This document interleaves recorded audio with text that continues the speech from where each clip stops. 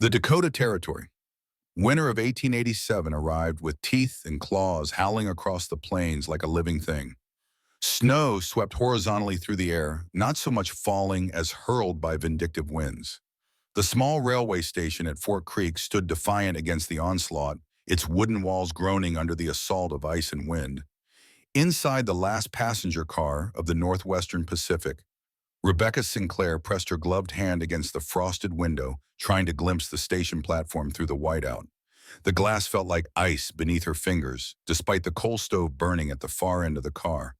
Her reflection stared back at her, hazel eyes shadowed with fatigue, chestnut hair escaping its pins after 3 days of travel and the unmistakable tension of a woman who had wagered her entire future on what waited beyond that platform. "First time in Dakota Territory, miss," the conductor's voice startled her from her thoughts. He was a weathered man with kind eyes brushing snow from his uniform as he moved down the aisle.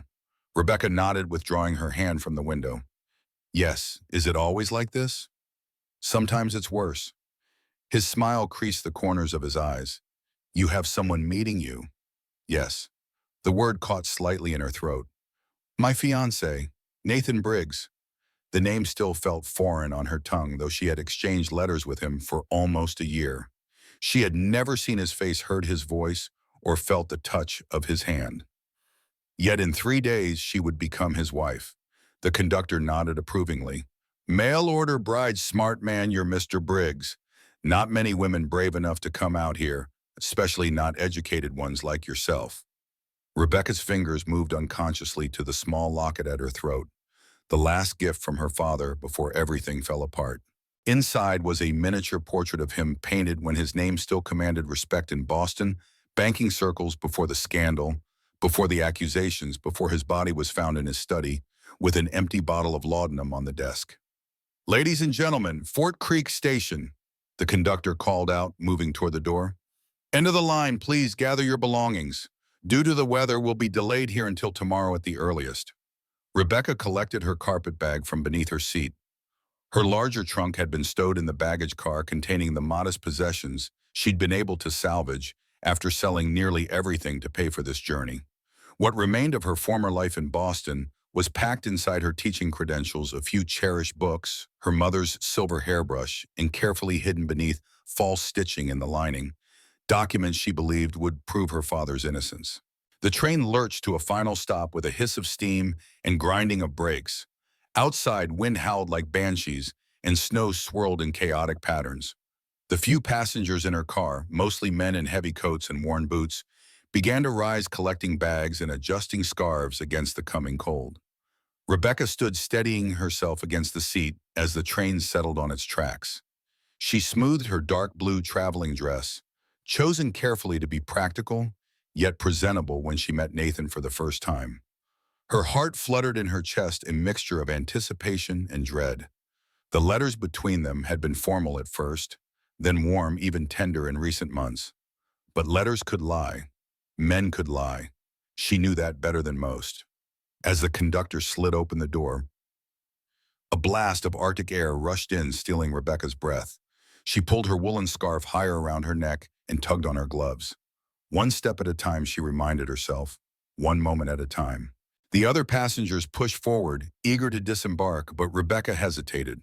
The moment her boot touched the platform, her old life would end completely and her new one would begin, for better or worse. "You'll catch your death standing there, miss," the conductor said gently. "Best get inside the station." Rebecca nodded, gathered her courage, and stepped down onto the icy platform. The wind nearly knocked her sideways, its force stunning after days in the relative warmth of the train. She clutched her carpet bag tightly and squinted through the driving snow toward the station building. That's when she heard it, sharp cracks like distant gunfire. She froze, heart pounding. The sound came again, closer, more distinct. "Bandits!" someone shouted from the front of the train. "Everyone down!" Chaos erupted. Passengers scattered, some diving back into the train, others running for the station. A man in a black coat shoved past Rebecca, knocking her sideways.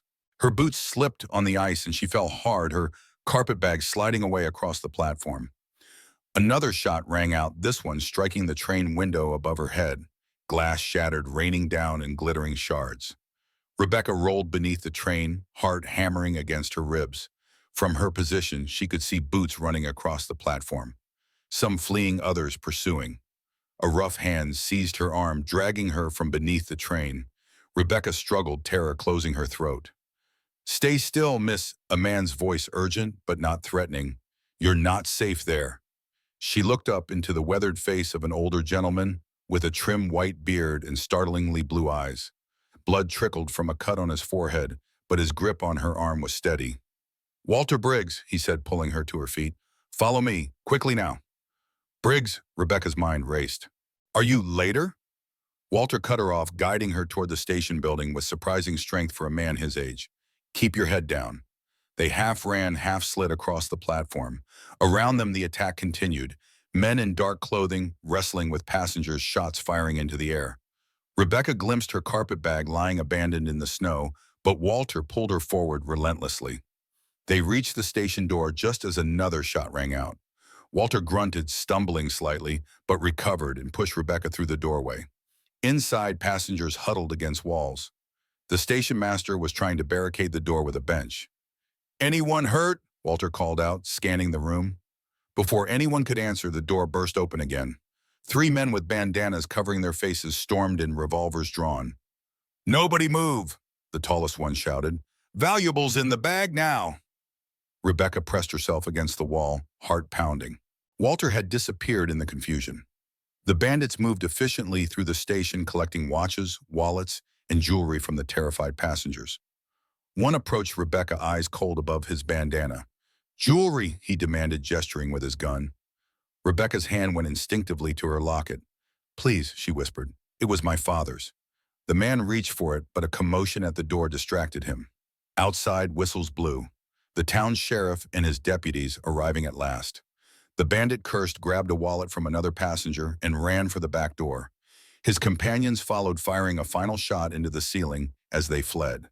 For several long moments, the station was silent, except for frightened breathing and the howling wind outside. Then the front door opened again, and the sheriff entered, snow dusting his heavy coat. "Everyone all right?" he called, surveying the room. Rebecca looked down at herself, still trembling with shock. Her dress was torn at the hem, and her knee ached where she had fallen, but she was unhurt. The locket remained safely around her neck, but Walter was nowhere to be seen. The next hour passed in a blur. The sheriff took statements while his deputies searched for the bandits. The station became a makeshift medical ward for the injured, mostly cuts and bruises. Thankfully, though, one passenger had been shot in the shoulder. Rebecca sat on a bench, clutching a cup of weak tea provided by the station master's wife, and watched the bustle around her. Her trunk, she learned, was safe in the baggage car, but her carpet bag remained missing, likely stolen in the chaos. It had contained her immediate necessities, a change of clothes, her toiletries, the letter from Nathan with instructions for their meeting. Without it, she felt even more adrift. As the afternoon darkened toward evening, the station slowly emptied. Those with destinations in Fort Creek departed for hotels or homes of relatives. Those continuing onward had to wait for the tracks to be cleared and the train examined for damage. Rebecca approached the station master, a harried man with ink-stained fingers. "Excuse me, sir. I'm to be met by Nathan Briggs. Has anyone asked for me?" The man frowned, consulting a ledger. "Briggs, no miss. No one's come asking for passengers. Could be the weather keeping him away." Rebecca nodded, though anxiety gnawed at her stomach. "Are there rooms available in town? A hotel, perhaps?" The station master's expression grew apologetic. "Afraid not, miss. With the cattle auction this week, and now the train passengers, every bed in town is spoken for. Some folks are doubling up, but—" He eyed her traveling clothes, her obvious status as a single woman, and cleared his throat. "It wouldn't be proper, you understand." Rebecca's heart sank. "Is there anywhere I might stay until morning?" "Station's not heated overnight, miss. Too dangerous in this cold." He rubbed his chin thoughtfully. "There's a boarding house on Elm Street that might take you in. Mrs. Peavy runs it. She's strict but fair." With directions to the boarding house clutched in her hand, Rebecca retrieved her trunk, mercifully intact, and arranged for it to be delivered when she had secured lodging. Then, pulling her coat tight around her, she stepped out into the biting cold. The storm had not abated. If anything, it had strengthened the wind driving snow horizontally through the streets of Fort Creek. The town itself was larger than Rebecca had imagined. A proper settlement with wooden sidewalks, a main street lined with businesses and side streets filled with houses. But in the whiteout conditions with night falling, it seemed a maze of white and shadow. Rebecca leaned into the wind, following the station master's directions as best she could. Her knee throbbed where she had fallen and exhaustion dragged at her limbs. The boarding house, he'd said, was just 3 blocks east, then 2 north. A red door with a wrought iron lamp. But the streets all looked the same under their blanket of snow, and the wind had blown away any tracks she might have followed. After 20 minutes of struggling through drifts that sometimes reached her knees, Rebecca realized she was lost. Fear began to claw at her throat. The temperature was dropping rapidly with the setting sun. Already her toes were numb inside her boots and her face burned with cold despite her scarf. If she couldn't find shelter soon, a shape loomed suddenly before her. Not a building, but a person. No two people small and bundled against the cold. Children. "Are you lost, ma'am?" a girl's voice called over the wind. She couldn't have been more than 10, her face nearly hidden by a woolen scarf, only determined blue eyes visible beneath a fur-lined cap. Rebecca nodded, too cold to feel embarrassment. "I'm looking for Mrs. Peavy's boarding house." The girl shook her head. "That's clear on the other side of town. You're going the wrong way." She studied Rebecca with a surprisingly adult assessment. "You're the lady from the train, aren't you? The one who was supposed to meet someone?" "Yes," Rebecca admitted. "How did you know?"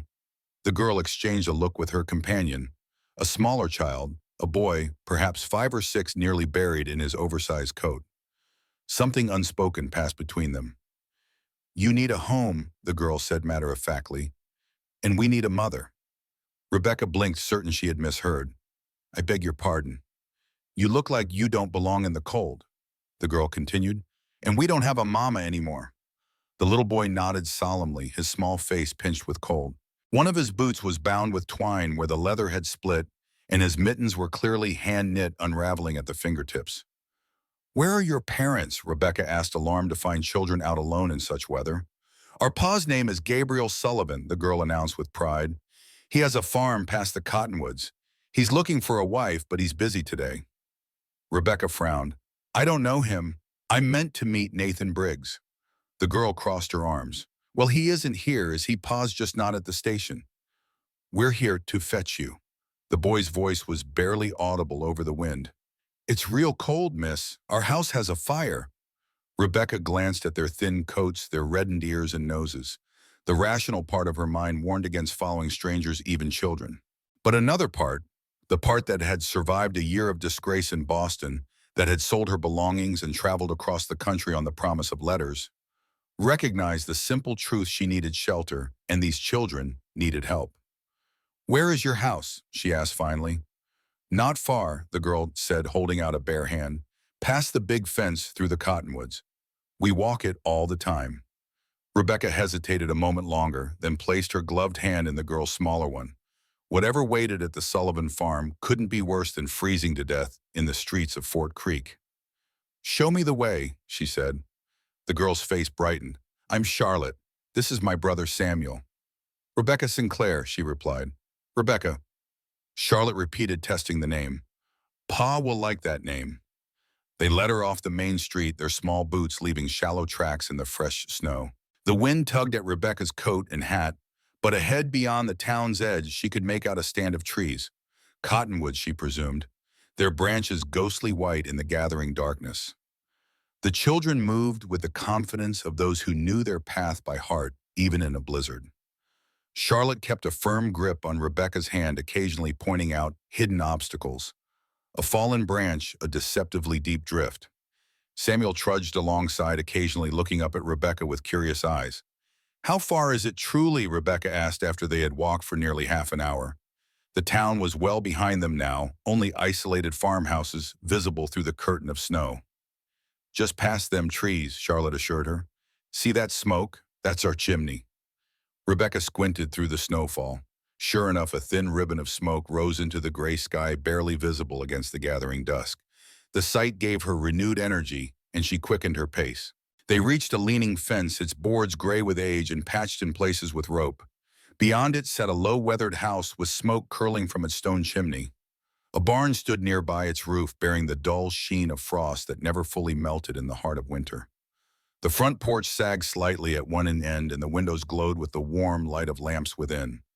It was modest, even poor by Boston standards, but in that moment, it looked like salvation to Rebecca. Charlotte pushed the door open without knocking. A wave of blessed heat met Rebecca as she stepped inside, the sharp sting of cold air on her face, replaced by warmth that made her frozen cheeks tingle painfully. The scent of wood smoke hung in the room, mingled with the yeasty aroma of baking bread. The main room was simply furnished but tidy. A cast-iron stove glowed red in one corner, its heat radiating outward. A long table worn smooth by years of use dominated the center of the room, surrounded by mismatched chairs. Shelves lined one wall holding crockery jars and a few well-worn books. A handmade rug covered part of the plank floor, its pattern faded but still visible. Rebecca hesitated just past the threshold, stomping snow from her boots. The children bustled past her, shedding coats and scarves with practiced ease. "Pa," Charlotte called in. "We're back. We brought her, The sound of boots on packed snow drew Rebecca's attention to the doorway at the far side of the room. A man stepped in, brushing frost from his shoulders. He was tall, broad in the chest and shoulders from years of physical labor. His shirt sleeves were rolled to the forearms, despite the cold revealing strong, work-hardened arms. His face was weathered by sun and wind, with lines around his eyes that spoke of squinting into horizons. A short beard, dark with threads of gray at the temples, framed a mouth that looked unaccustomed to smiling. But it was his eyes that held Rebecca's attention. Gray as the winter, sky steady and deep, with a sorrow behind them that no amount of stoicism could fully conceal. They moved over her once, not lingering, not hurried, before settling into an unreadable calm. Charlotte and Samuel brightened at his arrival. "Pa, we brought her," Charlotte said, as if announcing the delivery of an important package. Rebecca straightened, suddenly acutely aware of her disheveled appearance after the journey and the attack. "Mr. Sullivan, I presume?" she said, struggling to maintain her composure. "I believe there's been a misunderstanding. Your children found me lost in town. I'm grateful for their help, but I'm actually here to meet someone else." Gabriel Sullivan said nothing for a long moment, his gaze shifting to his children, who now perched together on the rug before the fire, whispering behind their hands and stealing looks at Rebecca. "Who?" he finally asked, his voice low and roughened by the cold. "Nathan Briggs," Rebecca replied. "We've arranged to meet. That is, we've corresponded, and no Briggs at the station," he interrupted, hanging his coat on a peg by the door. "No, there was an incident. Bandits attacked the train. Everything was in confusion." Rebecca felt her exhaustion returning in waves. "The station master directed me to a boarding house, but I got lost in the storm. That's when your children found me." Gabriel nodded once, as if this explained everything. He crossed the room to the stove, where a pot simmered, giving off the rich aroma of stew.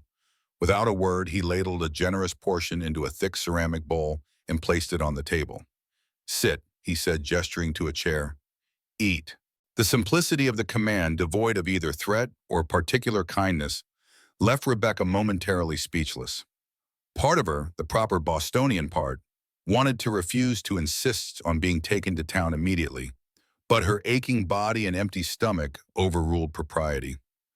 "Thank you," she murmured, setting down her handbag and taking the offered seat. Gabriel moved to a sideboard, cut a thick slice from a loaf of bread, and placed it beside her bowl.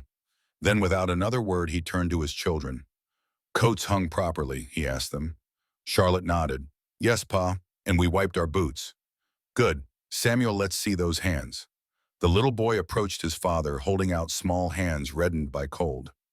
Gabriel examined them carefully, rubbing them between his own larger ones to warm them. "Better?" he asked. Samuel nodded, a shy smile briefly lighting his solemn face. "The lady was lost, P," he said, like in Charlotte's story. Gabriel's expression remained unchanged, but something flickered in his eyes. Surprise, perhaps, or concern. "Charlotte," he said, his tone careful, "did you tell the lady your stories?" The girl shook her head, suddenly finding the floor very interesting. "No, Pa, but she needed help. And you said we should always help folks in need." A muscle worked in Gabriel's jaw, but he only nodded. "That's true. Now wash up for supper, both of you." As the children scampered to a basin in the corner, Gabriel returned to the table sitting across from Rebecca. His gaze was direct, unflinching. "My daughter has an active imagination," he said quietly, "always telling stories. Sometimes she blurs the line between stories and real life." Rebecca nodded slowly, understanding dawning. "She said you were looking for a wife." "I'm not." The words were firm but not unkind. "Charlotte wishes for a mother, that's all." The silence stretched between them, broken only by the crackling of the fire and the children's whispered conversation as they washed their hands. Rebecca took a spoonful of the stew, rich with venison, carrots, and wild onions. The warmth spread through her chest, momentarily distracting her from the awkwardness of the situation. "Once the storm passes," Gabriel continued, "I'll take you back to town. You can find your Mr. Briggs." Rebecca nodded, though doubt gnawed at her. Nathan had promised to meet her at the station. His absence troubled her more than she wanted to admit. Had the storm delayed him, or had he, like so many others in her life, recently simply failed to keep his word? "Thank you," she said instead, "for the meal and the shelter." Gabriel acknowledged her thanks with a slight inclination of his head, then rose and moved to a workbench near the far wall. A block of wood and a carving knife waited there. Without looking at her again, he picked up the knife and resumed shaping the piece, his movements measured and precise. Charlotte and Samuel returned to the table, taking seats on either side of Rebecca. Their presence softened the silence, filled the space with their small movements and curious glances. "Are you really from Boston?" Charlotte asked, her eyes wide. "Like in the books," Rebecca smiled despite herself. "Yes, though I doubt it's exactly like in your books. Do they have big buildings and carriages with fancy horses and ladies with parasols?" "Charlotte," Gabriel's voice cut in from the workbench, "let Miss Sinclair eat in peace." The girl subsided, though her eyes remained fixed on Rebecca with undisguised fascination. Samuel too watched her, though more cautiously, as if she might disappear if he looked away. As Rebecca finished her meal, exhaustion descended like a heavy blanket. The warmth of the room, the hearty food, and the events of the day combined to make her eyelids droop. She stifled a yawn behind her hand, Gabriel noticed. "Charlotte, make up the bed in the small room for Miss Sinclair." The girl jumped up eagerly. "Yes, Pa." "I couldn't possibly impose," Rebecca began. "Storm's getting worse," Gabriel interrupted, nodding toward the window. Sure enough, the wind had risen to a howl, rattling the glass in its frame. "No traveling tonight. You'll stay?" It wasn't a question, and Rebecca found she lacked the energy to argue. She watched as Charlotte bustled around, disappearing into a small adjoining room and returning with fresh linens. Samuel followed his sister, carrying a small pitcher of water with exaggerated care. Gabriel remained at his workbench, focused on his carving. Wood shavings curled away from his knife and scattered across the surface like pale ribbons. In the lamplight, Rebecca caught glimpses of the emerging shape, something with wings, a bird perhaps. When Charlotte announced the room was ready, Rebecca rose, gathering her handbag. "Thank you for your hospitality, Mr. Sullivan. And you, Charlotte and Samuel. I'm truly grateful." Gabriel looked up from his work, his expression still unreadable. "We'll speak in the morning," he said, "about getting you back to town." Rebecca nodded, then followed Charlotte to the small room. It was modest, just space for a narrow bed, a chest of drawers with a basin atop it, and a hook on the wall for clothing. But the sheets were clean, the pillow freshly fluffed, and a small lamp burned on a shelf above the bed. "It was Ma's sewing room," Charlotte explained, her voice dropping to a near whisper. "Before." Rebecca's heart tightened. The absent mother, the children's eagerness to bring a woman home, it all made painful sense. "I'm sure she was a wonderful mother," she said gently.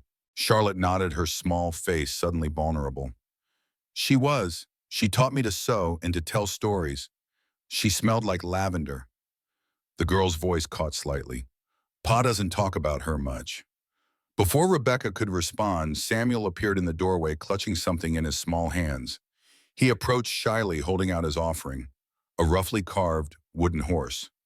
"For you," he whispered, "to keep tonight." Rebecca knelt to his level, accepting the toy with genuine appreciation. "Thank you, Samuel. That's very kind of you." He nodded solemnly, then scampered away. Charlotte lingered a moment longer, her gaze searching Rebecca's face. "You'll still be here in the morning, won't you?" she asked, uncertainty creeping into her voice. "Yes," Rebecca assured her. "I'll be here in the morning." Seemingly satisfied, Charlotte left, pulling the door partially closed behind her. Through the gap, Rebecca could hear the children's voices mingling with the deeper tone of their fathers as they prepared for bed. Alone at last, Rebecca sank onto the edge of the bed, still clutching Samuel's wooden horse. The events of the day washed over her. The train journey, the bandit attack, the kind stranger named Walter, who had disappeared, the fruitless wait for Nathan, and now this unexpected shelter with the Sullivan family. She removed her boots and outer clothes, washing her face and hands in the cold water from the pitcher. The small mirror above the basin reflected a woman she hardly recognized, eyes shadowed with fatigue, hair falling loose around her shoulders, her complexion pale with cold and stress. What would Nathan think when he saw her, if he saw her? The doubt that had nibbled at the edges of her mind now gnawed more insistently. Why hadn't he been at the station? The blizzard was severe, yes, but if he truly wished to meet his bride, Rebecca pushed the thought away. There would be time enough for such worries tomorrow. For now, she was safe, warm, and had a bed for the night, more than she might have hoped for just hours ago. She slipped beneath the covers, extinguishing the lamp. In the darkness, the wind's howl seemed more distant, the cold kept at bay by the thick quilt and the home's sturdy walls. The wooden horse sat on the small table beside the bed, a silent guardian. Sleep came swiftly, pulling her down into exhausted oblivion. Her last conscious thought was of Gabriel Sullivan's eyes, not cold as she had first thought, but containing depths of emotion carefully banked, like a fire kept deliberately low. Rebecca woke to silence. After days of the train's constant motion and noise followed by the howling storm, the stillness was disorienting. For a moment she lay unmoving, trying to place herself. The unfamiliar ceiling above her, the narrow bed, the faint scent of lavender lingering in the pillow. Then memory returned. The Sullivan farm, the rescue in the storm. Pale winter light filtered through the small window, illuminating dust motes that danced in the still air. The storm had passed, leaving the world outside transformed.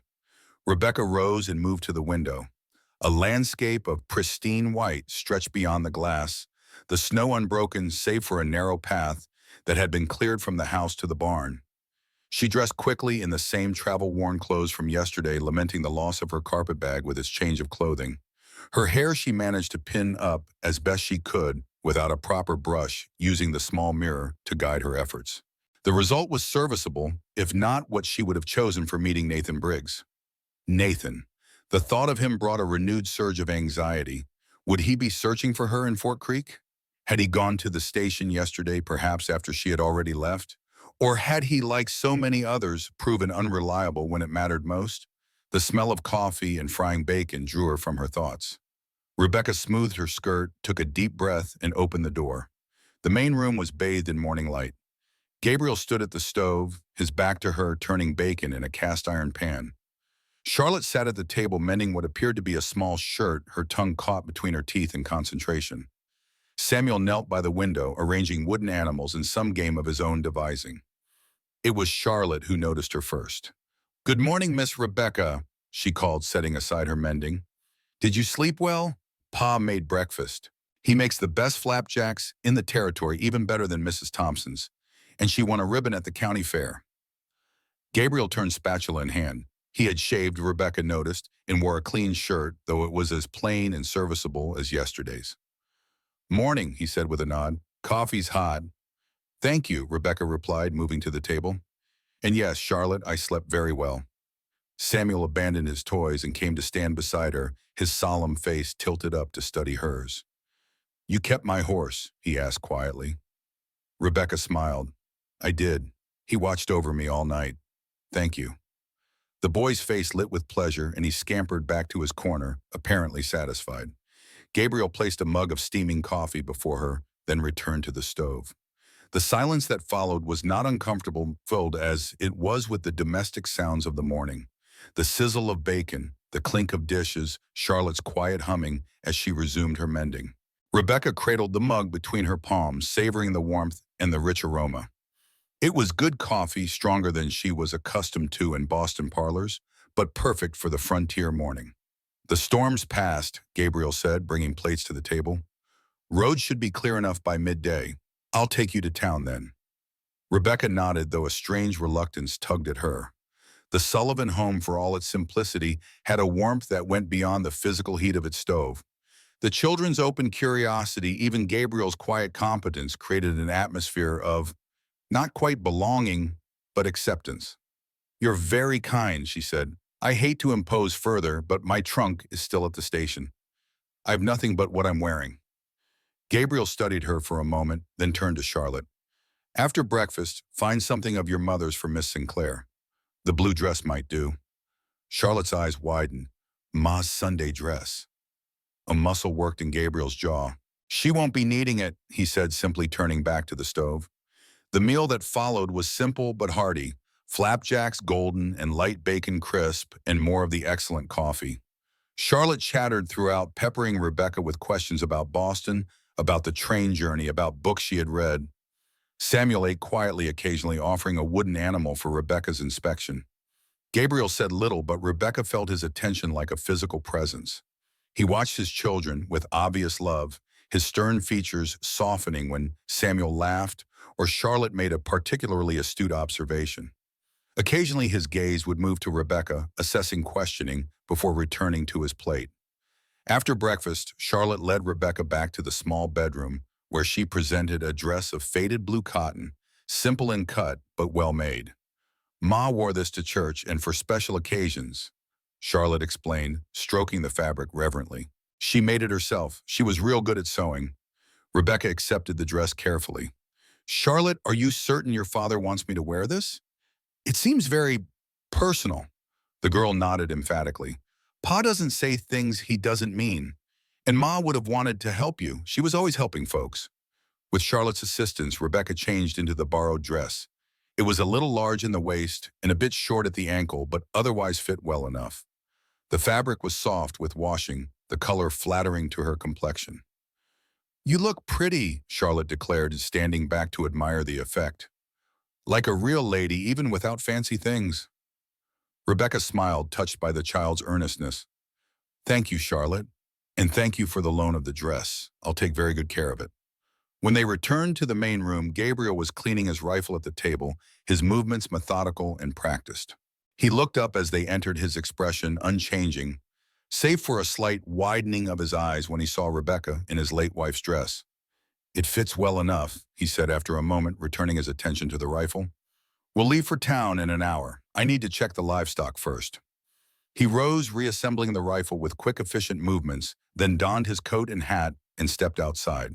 Through the window, Rebecca watched him stride toward the barn, his figure dark against the snow. Charlotte moved to stand beside here. "Pa doesn't talk much," she said, as if sharing an important secret. "But he notices everything. And he's kind, even when he tries to look stern." Rebecca glanced down at the girl, struck by her perceptiveness. "You love your father very much, don't you?" "More than anything," Charlotte confirmed. "Except maybe Samuel. Pa takes care of us even when things are hard. And he never breaks a promise, not ever."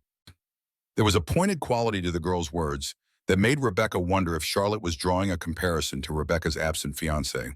But before she could pursue the thought, Samuel tugged at her skirt. "Miss Rebecca," he said, his voice barely above a whisper, "will you tell us a story? Charlotte always tells stories, but I want a new one." Rebecca smiled, kneeling to his level. "What kind of story would you like?" Samuel considered this seriously. "One with animals and snow and a happy ending." "I think I can manage that," Rebecca said, leading him to the rug by the fire. Charlotte followed, settling cross-legged beside her brother, her face alight with anticipation. Rebecca began the tale of a small rabbit lost in a snowstorm who found shelter with a family of bears. As she spun the story, embellishing with details about the forest and the animal's adventures, she was transported back to her classroom in Boston, where she had often used stories to engage her young students. She missed teaching. The scandal surrounding her father had cost her that position, along with so much else. The school board had been apologetic but firm. They couldn't retain a teacher whose name was associated with such disgrace, regardless of her skill or dedication. So absorbed was she in the story and her memories that Rebecca didn't notice Gabriel's return until his shadow fell across the rug. He stood in the doorway, snow melting on his boots, watching the three of them by the fire. "The horses are ready," he said, his voice betraying nothing of what he might have thought about finding his children so enraptured by a stranger's tale. We should go while the weather holds. Charlotte's face fell. But Pa, Miss Rebecca was just getting to the good part. Perhaps she can finish it another time, Gabriel replied, reaching for his heavier coat. Go fetch your things, Miss Sinclair. Rebecca rose, smoothing the borrowed dress. Of course. I'll only be a moment. In the small bedroom, she gathered her few possessions. Her handbag, her coat and scarf, the locket that had never left her neck. She touched the wooden horse Samuel had lent her, then carefully placed it on the pillow where he would be sure to find it. When she returned to the main room, Charlotte was arguing with her father in hushed, urgent tones. They fell silent as Rebecca appeared, but the girl's expression remained mulish. The sleigh is ready, Gabriel said, holding Rebecca's coat for her. Charlotte and Samuel will stay here. Mrs. Thompson from the next farm will look in on them while we're gone. Rebecca thanked him, slipping her arms into her coat. As she buttoned it, Samuel approached, holding up his wooden horse. You can keep him longer, he said solemnly, until you find your own home. Rebecca's throat tightened unexpectedly. That's very generous, Samuel. Thank you. Charlotte hung back, her earlier enthusiasm replaced by a wary distance. You'll come back to finish the story, won't you? She asked, her voice carefully casual. You promised. Charlotte, Gabriel warned. I did promise. Rebecca acknowledged, meeting the girl's eyes. And I always keep my promises. Once I've settled matters in town, I'll come back to finish the story. Some of the tension left Charlotte's shoulders. She nodded once as if sealing a contract, then stepped forward to give Rebecca a quick, fierce hug before retreating to stand beside her brother. Outside, a simple sleigh waited hitched to a sturdy chestnut horse whose breath steamed in the cold air. Gabriel helped Rebecca up onto the seat, then covered her lap with a heavy buffalo robe before taking his place beside her. With a click of his tongue and a flick of the reins, they set off the runners, hissing smoothly over the snow. The landscape was transformed by the storm. Familiar landmarks buried under drifts, trees festooned with white. The sky above was a clear, pale blue, the sun glinting off the snow with almost painful brightness. Rebecca squinted against the glare, grateful for the warmth of the buffalo robe and Gabriel's solid presence beside her. They rode in silence for a time, the only sounds the creak of the harness, the soft thud of the horse's hooves, and the whisper of the runners. Rebecca stole glances at her companion, noting the straight line of his back, the competent way he handled the reins, the profile that could have been carved from weathered wood. Your children are wonderful, she said, finally, unable to bear the silence any longer. You've raised them well.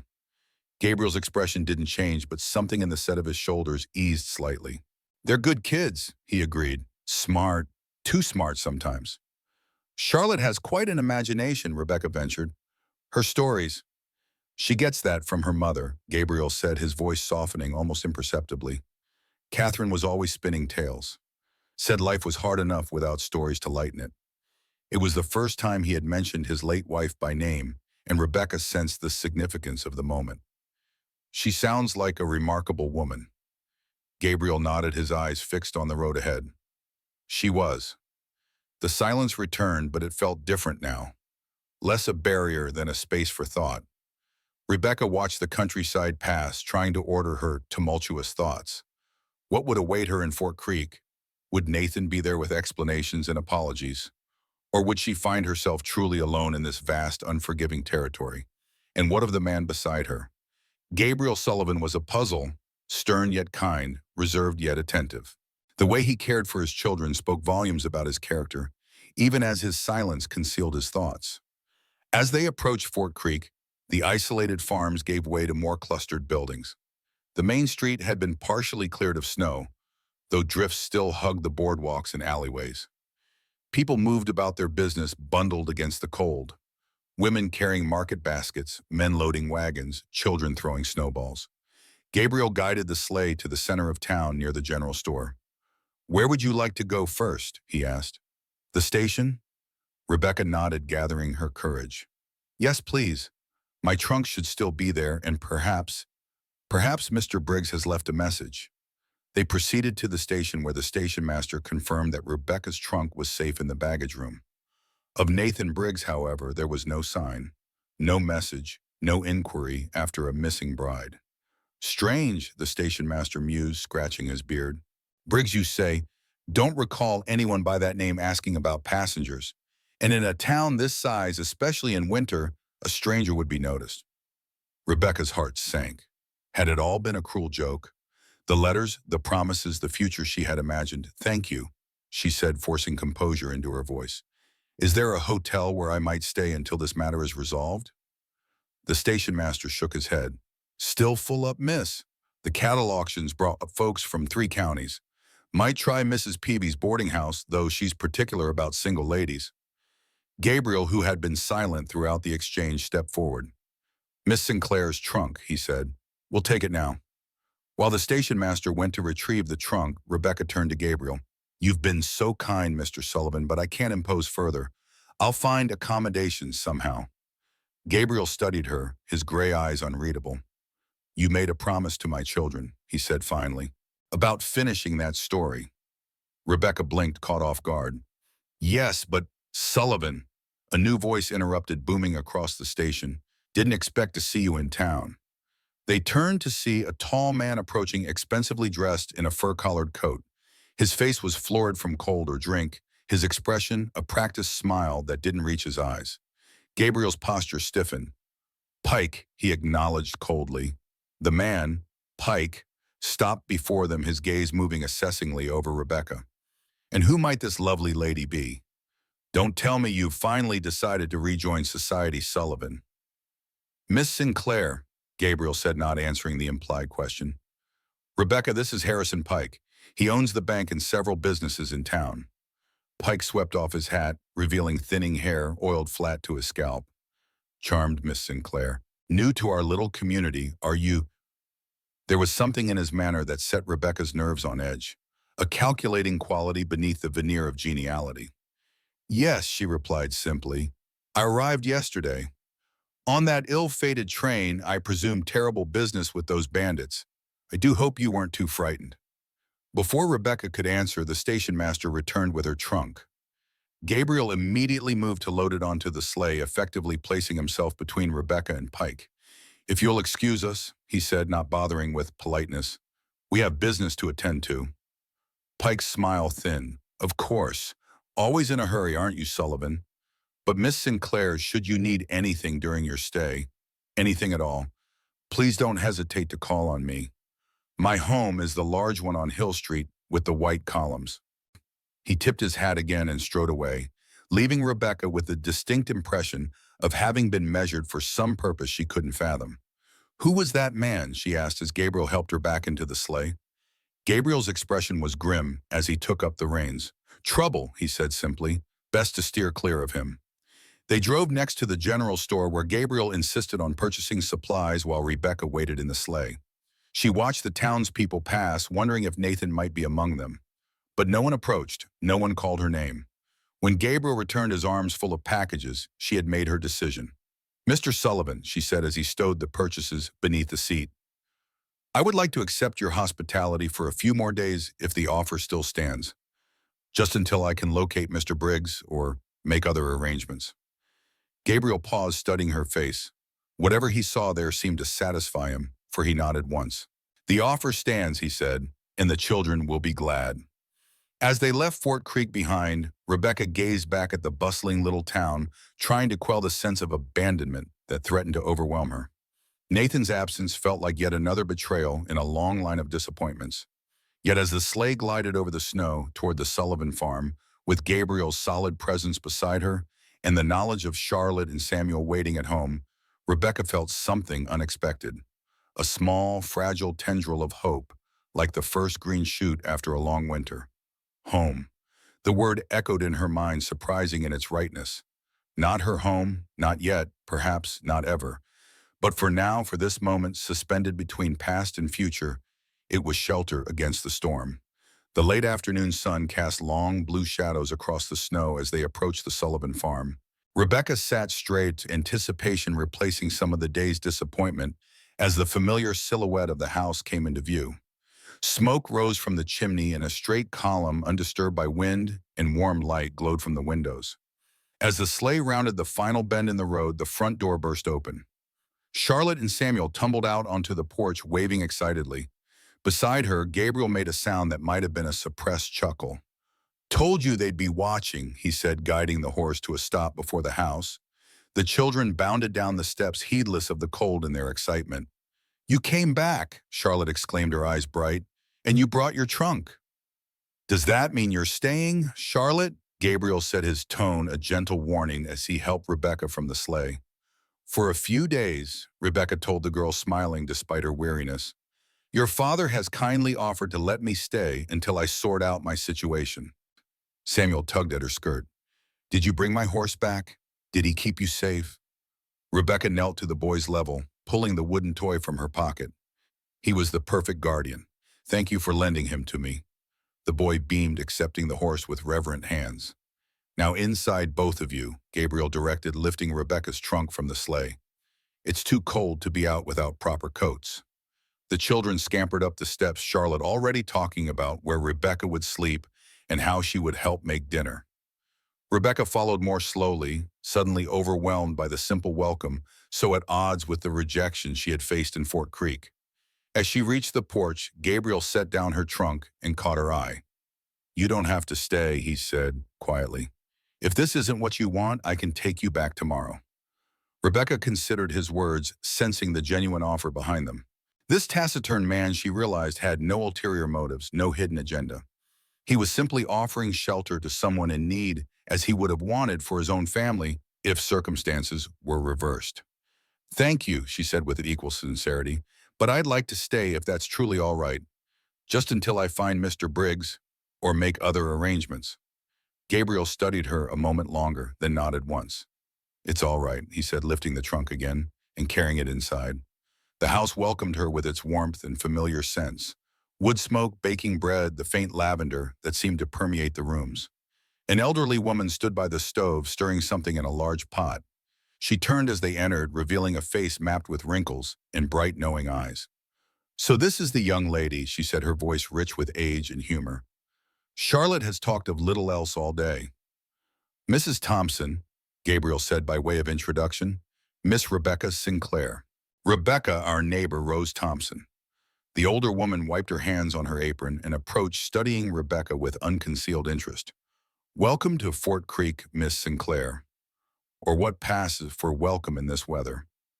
Her shrewd gaze took in Rebecca's borrowed dress, her travel-worn appearance, and the trunk Gabriel had set inside the door. Staying a while, are you, Tone? A few days? Rebecca replied, warming to the woman's direct manner. Until I can locate someone.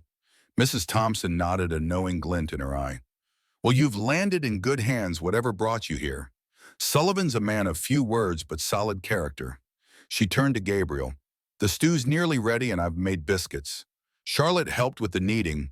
She's got a good touch for it. Thank you, Rose, Gabriel said, helping Rebecca with her coat. You didn't need to cook.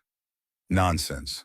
You think I don't know how men feed children when left to their own devices?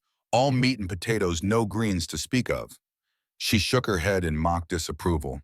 Besides, I wanted to meet this mystery woman who had Charlotte Sullivan in such a state.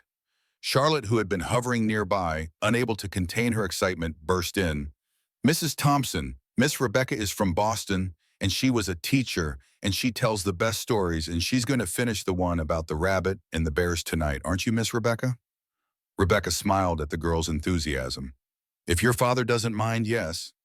I've got no objections to stories, Gabriel said, hanging up his coat. But first, everyone washes up for dinner. The meal that followed was the most pleasant Rebecca had experienced since leaving Boston. Mrs. Thompson's stew was excellent, the biscuits light and fluffy. Charlotte chattered happily about her day, Samuel adding occasional shy comments.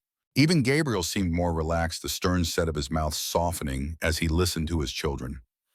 Mrs. Thompson, Rebecca discovered, was a widow of some 15 years whose husband had been among the first settlers in the area.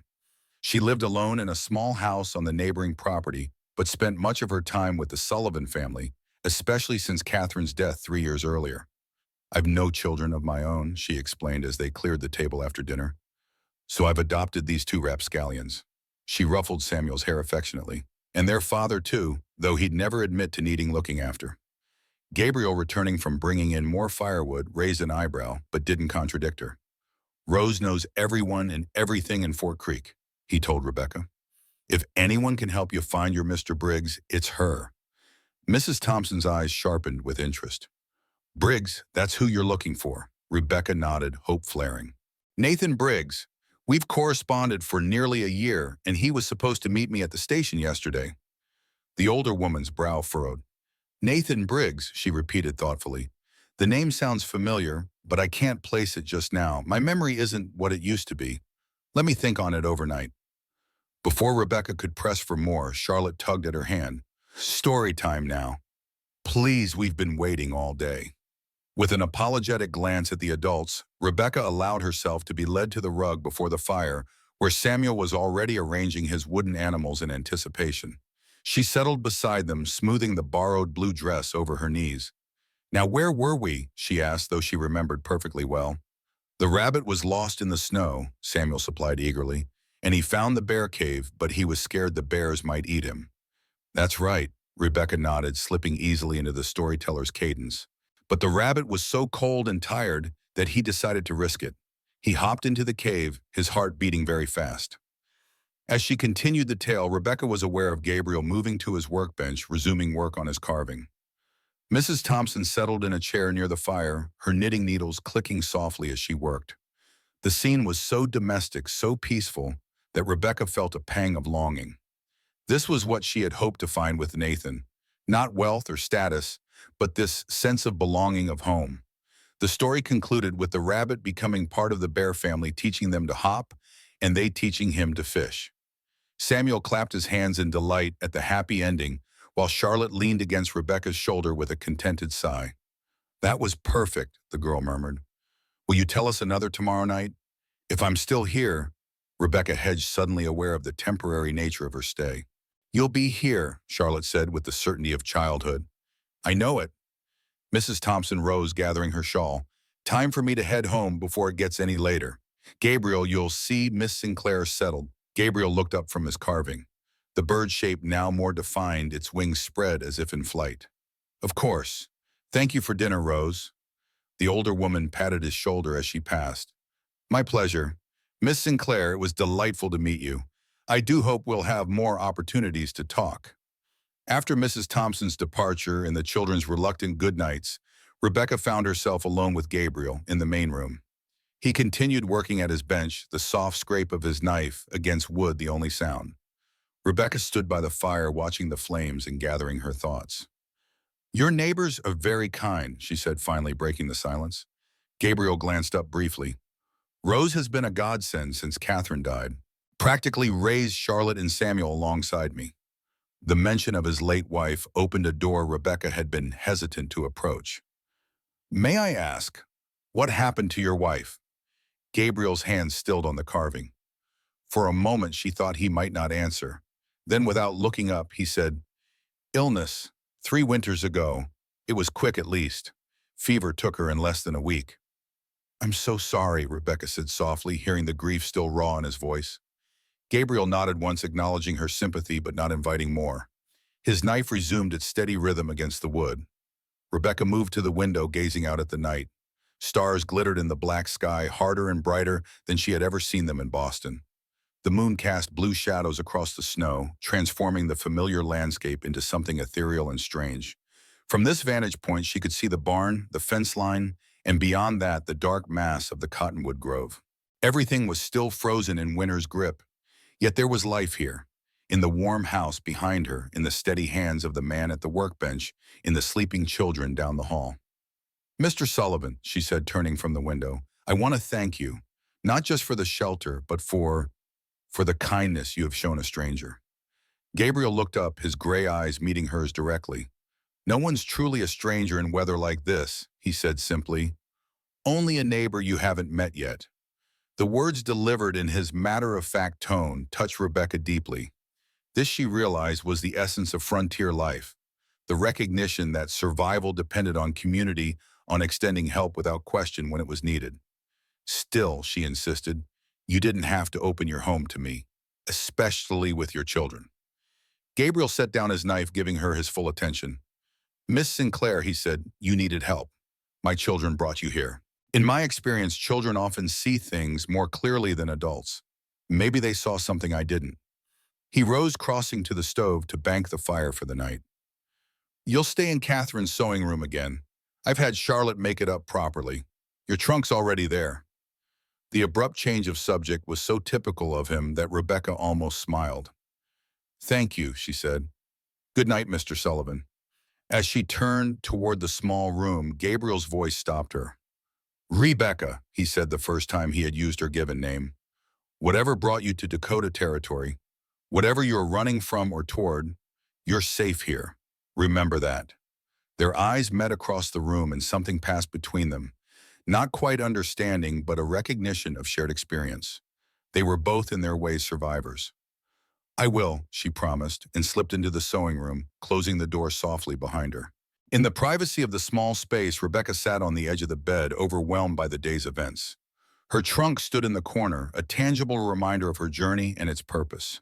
She had come to Dakota to marry Nathan Briggs to start a new life, far from the scandal and shame that had engulfed her in Boston. Instead, she found herself in the home of a widowed farmer and his children, with no sign of her intended husband. It should have felt like failure, like yet another setback in a year filled with them. But as she changed into her nightdress and slipped beneath the quilt, Rebecca realized that for the first time in months, she felt something like peace.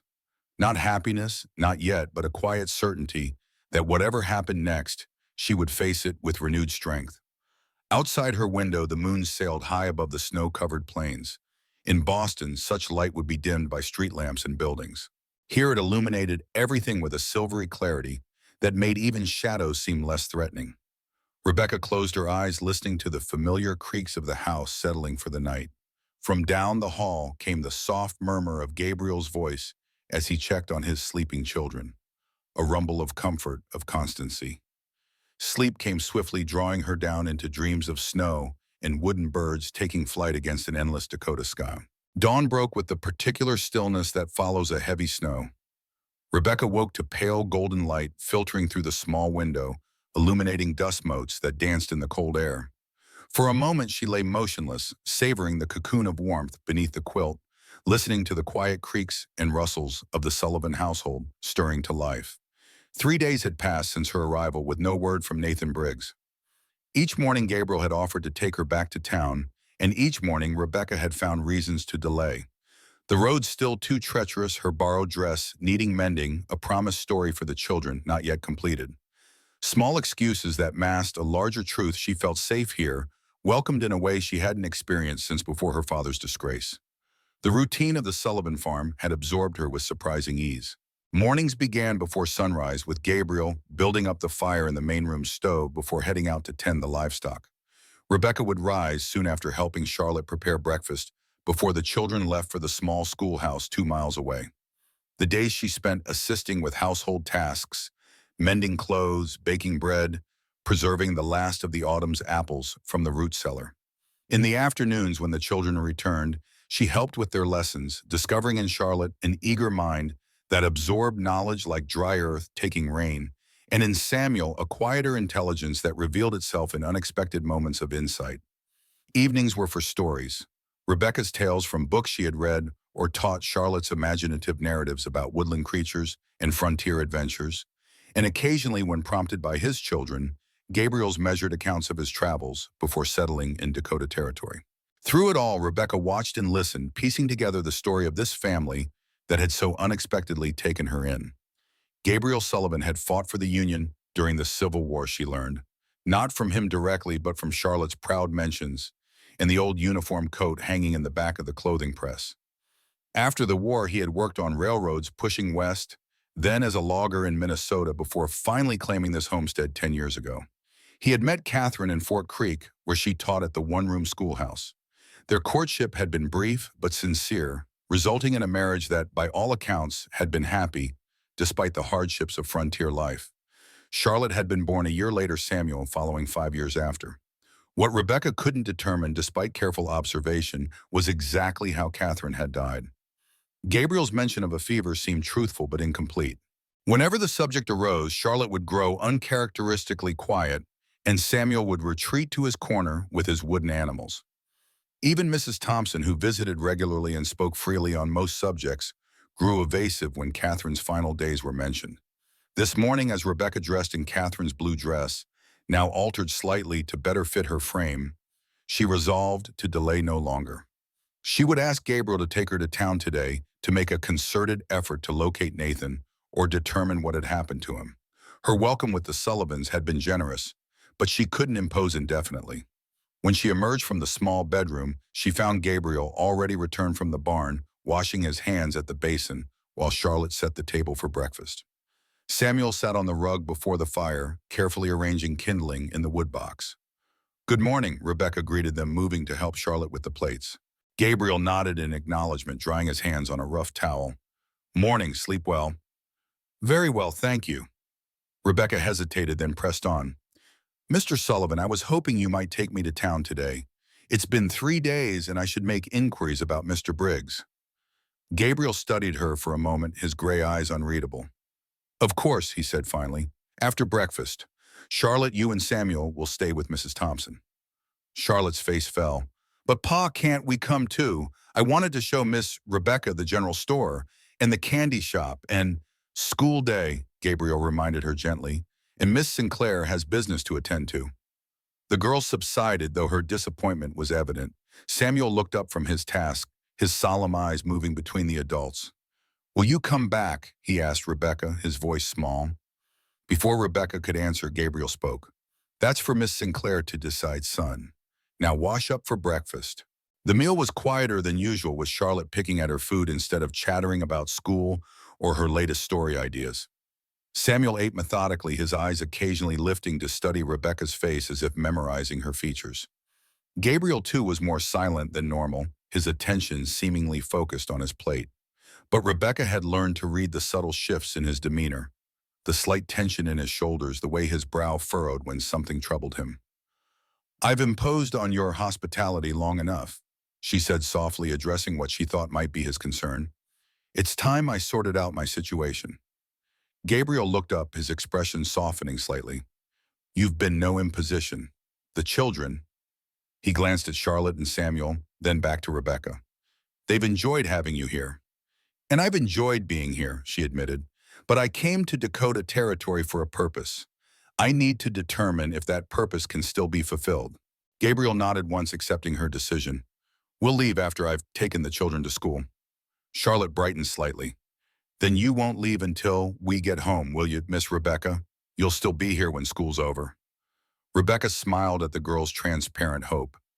"I expect so, Charlotte. Town is only an hour away by sleigh, after all." This assurance seemed to satisfy both children. Charlotte resumed eating with more enthusiasm, while Samuel abandoned his solemn vigil of Rebecca's face. After breakfast, the household moved with practiced efficiency into the day's preparations. Charlotte and Samuel bundled into coats, scarves, and mittens for the cold journey to school. Rebecca packed their lunch pails with bread, cheese, and slices of dried apple, while Gabriel brought the sleigh around to the front of the house. As they prepared to leave, Charlotte impulsively hugged Rebecca around the waist. "I'm glad you came to stay with us," she whispered, "even if it was an accident." Rebecca returned the embrace unexpectedly, moved by the child's simple affection. "So am I, Charlotte. So am I." Samuel approached more cautiously, holding out his wooden horse. "For luck," he said, placing it in Rebecca's hand, "so you can find what you're looking for." "Thank you, Samuel," Rebecca said, kneeling to his level. "I'll keep him safe until I return." Gabriel watched this exchange from the doorway, his expression thoughtful. When the children had said their goodbyes, he ushered them out to the sleigh, leaving Rebecca alone for a few moments to gather her thoughts and her handbag. She stood in the center of the main room, absorbing its details. The patchwork quilt draped over the back of a chair, the row of books on the shelf above the fireplace, the collection of wooden animals arranged on the windowsill. In just 3 days, this space had become familiar, comfortable, in a way her Boston lodgings never had been after her father's death. The sound of the sleigh returning roused her from her reverie. Gabriel entered, stamping snow from his boots. "Ready?" he asked, reaching for his heavier coat. Rebecca nodded, tucking Samuel's horse into her pocket. "Yes, thank you for taking me." The journey to Fort Creek passed mostly in silence, though it was not uncomfortable. Gabriel handled the sleigh with the same quiet competence he brought to all tasks, navigating the snow-covered road with confidence. Rebecca watched the winter landscape flow past the vast white plains broken only by the occasional farm or stand of trees. "May I ask you something, Mr. Sullivan?" she said as they neared the outskirts of town. Gabriel glanced at her, then returned his attention to the road. "You may ask. Why did your children come to the station that day?" "The truth, please." His hands tightened slightly on the reins, but his voice remained even. "Charlotte overheard me talking with Mrs. Thompson about a new teacher coming to the school. The previous one left suddenly, family illness back east. Charlotte, she got it into her head that a teacher might make a good mother." Rebecca absorbed this information. "So they went without your knowledge?" Gabriel nodded, a muscle working in his jaw. "I was repairing the barn roof. Didn't know they'd gone until Mrs. Thompson came looking for them." His voice took on a hint of wry affection. "Charlotte has always been determined." "She's quite remarkable," Rebecca agreed. "Both your children are. You've done well with them, especially under difficult circumstances." Gabriel didn't respond directly, but something in his posture eased slightly. They rode the rest of the way into Fort Creek in companionable silence. The town was bustling despite the cold, with wagons and sleighs moving along the main street and people hurrying between shops. Gabriel guided their sleigh to a hitching post near the general store.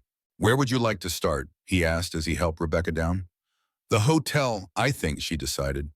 "If Nathan arrived after I left the station, he might have taken a room there." The Fort Creek Hotel was a two-story clapboard building with pretensions to grandeur. Its front porch boasted elaborately turned posts and lace curtains hung in the windows. Inside, a pot-bellied stove radiated welcome heat, and the lobby was furnished with several worn but respectable armchairs.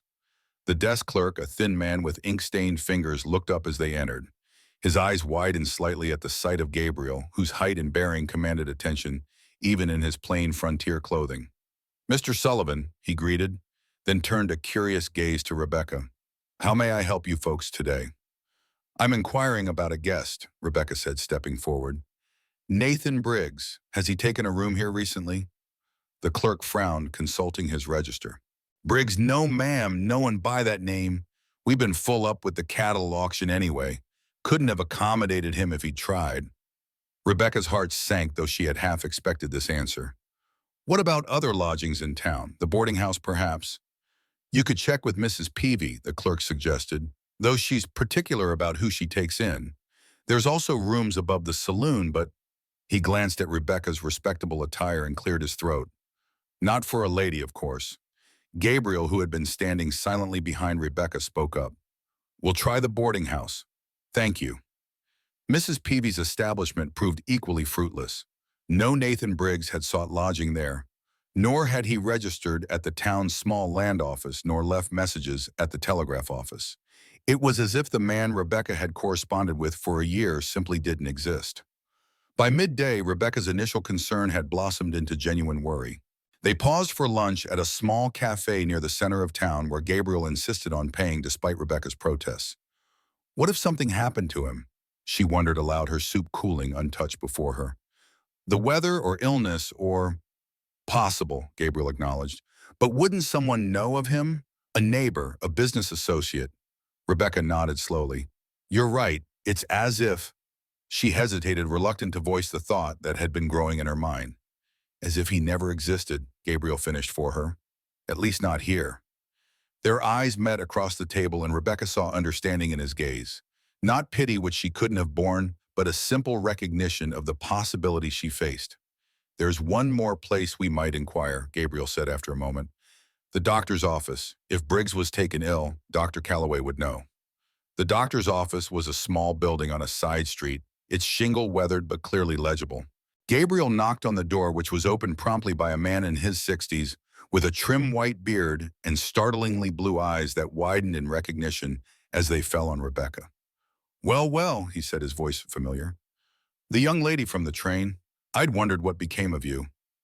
Rebecca stared in shock. "Walter," she breathed. "You're Dr. Calloway." "Walter Calloway, at your service." He stepped back, ushering them inside. "Please come in. I've been hoping you'd turn up." The office was warm and smelled of antiseptic and herbs. Bookshelves lined the walls, filled with medical texts and journals. A desk stood in one corner, its surface neat but crowded with papers and small bottles. "You know each other?" Gabriel asked, looking between Rebecca and the doctor. "We met briefly during the train robbery," Rebecca explained. "Mr. Calloway, Dr. Calloway, helped me to safety, but then he disappeared." Walter gestured to a pair of chairs. "A patient needed immediate attention. Gunshot wound from the robbery. I couldn't delay."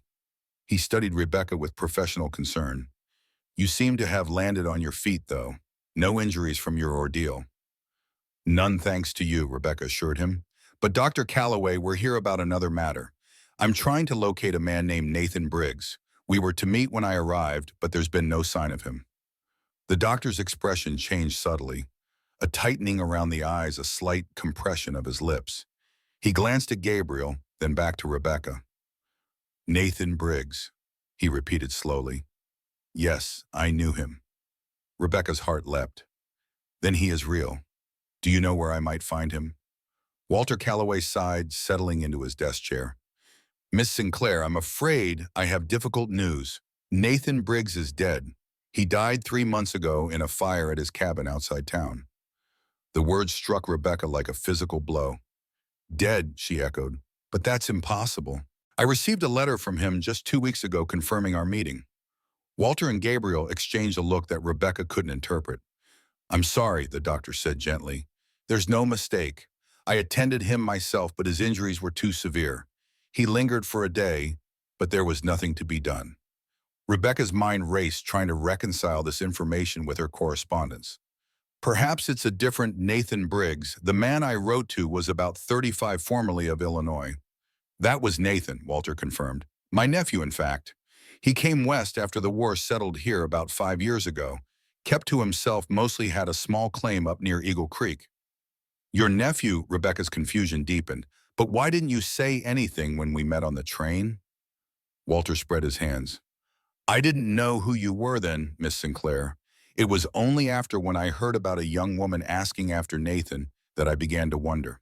Many things fell by the wayside after his death. I wasn't aware he'd been corresponding with anyone back east." Rebecca sat very still, absorbing this revelation. Nathan Briggs, the man whose letters had given her hope during the darkest period of her life, whose promises had brought her across the country, was dead. Had been dead even as she packed her trunks and boarded the train, her heart full of nervous anticipation. But if Nathan had died 3 months ago, who had written those final letters, who had confirmed their meeting, provided instructions for her arrival? The last letter, she said, her voice steadier than she felt. It was dated just 2 weeks ago. If Nathan died 3 months ago, who wrote to me? Walter shook his head. "I don't know. Perhaps someone using his name Nathan wasn't well known in town, but he wasn't a complete recluse either." Gabriel, who had been silent throughout this exchange, leaned forward. "The fire that killed him, was it accidental?" Something flickered in Walter's eyes, a wariness quickly masked. "The sheriff ruled it so." A lamp overturned caught the curtains. The cabin was remote. By the time anyone saw the smoke and raised the alarm, it was too late. "Remote but not inaccessible," Gabriel observed, and Nathan was careful, not the type to leave a lamp unattended. The two men looked at each other for a long moment, some unspoken communication passing between them. Rebecca, still reeling from the news of Nathan's death, sensed currents of meaning she couldn't fully grasp. "You knew him," she said to Gabriel, suddenly understanding. "You knew Nathan Briggs." Gabriel nodded slowly. "We served together, not in the same company, but we crossed paths. After the war, we both ended up out here. Didn't see much of each other. He preferred his solitude, and I had the farm and family. But yes, I knew him." "Why didn't you say anything when I mentioned his name?" "Wasn't sure it was the same man at first," Gabriel said. "Nathan Briggs isn't an uncommon name, and I hadn't heard about his death." This last was directed at Walter with a hint of reproach. The doctor spread his hands. "It happened during that stretch of bad weather in November when the passes were closed. By the time things cleared, it was old news. I assumed word had spread." Rebecca's mind was still working through the implications. If Nathan died 3 months ago, someone else has been writing to me in his name. But why? What purpose would that serve? "That," Walter said grimly, "is the question we should be asking." The three sat in silence for a moment, each absorbed in their own thoughts. Outside, the winter sun had passed its peak, beginning its early descent toward the western horizon. I should report this to the sheriff, Rebecca said, finally rising from her chair. Someone has perpetrated a fraud using a dead man's name to lure me here. Wait, Walter said, raising a hand. Before you do that, there's something else you should know. He hesitated, glancing again at Gabriel. Nathan spoke of you, Miss Sinclair, during his final hours. He was delirious with pain, but he mentioned a woman from Boston said she was coming to help. I thought it was the fever talking, but now... Rebecca stared at him, her heart constricting. Help with what? He didn't say or couldn't, but he was afraid. Not of dying, I think, but of something else. Someone else. Walter's gaze turned to Gabriel. He said to find Sullivan. That Sullivan would know. Gabriel's expression remained impassive, but Rebecca saw his hands tighten into fists. I didn't hear from him in over a year, he said. If he was in trouble, he didn't bring it to me. Nevertheless, Walter persisted. Those were among his last words. Find Sullivan. The woman from Boston will help. Rebecca sank back into her chair, overwhelmed. The Nathan she had corresponded with had been real then. Not just real, but expecting her. Planning for her arrival even as he lay dying. And somehow Gabriel was connected to whatever had brought her to Dakota territory. Mr. Sullivan, she said carefully, is there something you haven't told me? Gabriel's gray eyes met hers, troubled but direct. Many things, Miss Sinclair. As I imagine, there are many things you haven't told me. The statement wasn't accusatory, merely factual, and Rebecca found she couldn't deny it. She had been selective in what she shared about her past, her reasons for coming west. It seemed Gabriel had done the same. Perhaps, Walter suggested, breaking the tension, this is a conversation best continued in private. The walls in Fort Creek have ears, and some matters are best discussed away from town. Gabriel nodded, rising. We should go. The children will be home from school soon, and the days are short. Rebecca stood as well, her mind still churning with questions, but recognizing the wisdom in Walter's caution. Thank you, Dr. Calloway. You've given me much to think about. Call me Walter, please, the older man said, walking them to the door. And Miss Sinclair, be careful. Whoever wrote those letters wanted you here for a reason. Until we know what that reason is, trust few and speak little. Outside, the temperature had dropped noticeably, the late afternoon sun providing little warmth. Rebecca pulled her borrowed coat tighter as they walked back to where the sleigh was hitched. You'll stay with us tonight, Gabriel said, not a question, but a statement of fact. It's not safe for you to remain in town, not until we understand what's happening. Rebecca nodded, grateful for his directness. The revelation of Nathan's death had left her adrift, her carefully constructed plans now meaningless. The Sullivan farm at least offered a safe harbor while she regrouped. They rode in silence for the first mile, each absorbed in their thoughts. The landscape seemed different to Rebecca now, the beauty of the snow-covered plains tinged with a new awareness of hidden dangers. Did you know, she asked finally, about Nathan's death, I mean? Gabriel shook his head, his breath clouding in the cold air. No. I heard he'd moved from his original claim, but not about the fire. He glanced at her. I'm sorry. He was a good man. I never met him, Rebecca said softly. Not in person, only through his letters. She hesitated, then added, he wrote beautifully, thoughtfully, about books and ideas and building a life out here. He made me believe I could start fresh, leave the past behind. Gabriel was quiet for a moment. Nathan always had a way with words. More educated than most who came west after the war. He could have been many things, lawyer, teacher, but he chose this life instead. Why? Rebecca asked, genuinely curious. Gabriel's expression grew distant, remembering. Same reason many of us did. After what we saw, what we did, cities felt too crowded. Too many people, too many reminders. Out here a man can breathe, can try to forget. The simple honesty of his words moved Rebecca. This was the most Gabriel had ever spoken of his past, of his motivations. She sensed that whatever barriers existed between them had shifted, if not fallen completely. I came west to clear my father's name, she said, offering her own truth in exchange. He was a banker in Boston. Last year, he was accused of embezzlement, stealing from his clients. The evidence seemed overwhelming, but I knew he was innocent. Her voice caught. He took his own life before he could stand trial. The disgrace was too much. Gabriel's gaze was steady without judgment. You believe someone else was responsible. I know it, Rebecca affirmed. My father was rigid, traditional, sometimes difficult, but he was honest to his core. Someone framed him, and I intend to prove it. And Nathan was going to help you. Rebecca nodded. His last letters mentioned connections. He had people who might know about certain banking practices. He said he had information that could be useful to me. She looked out across the snow-covered fields.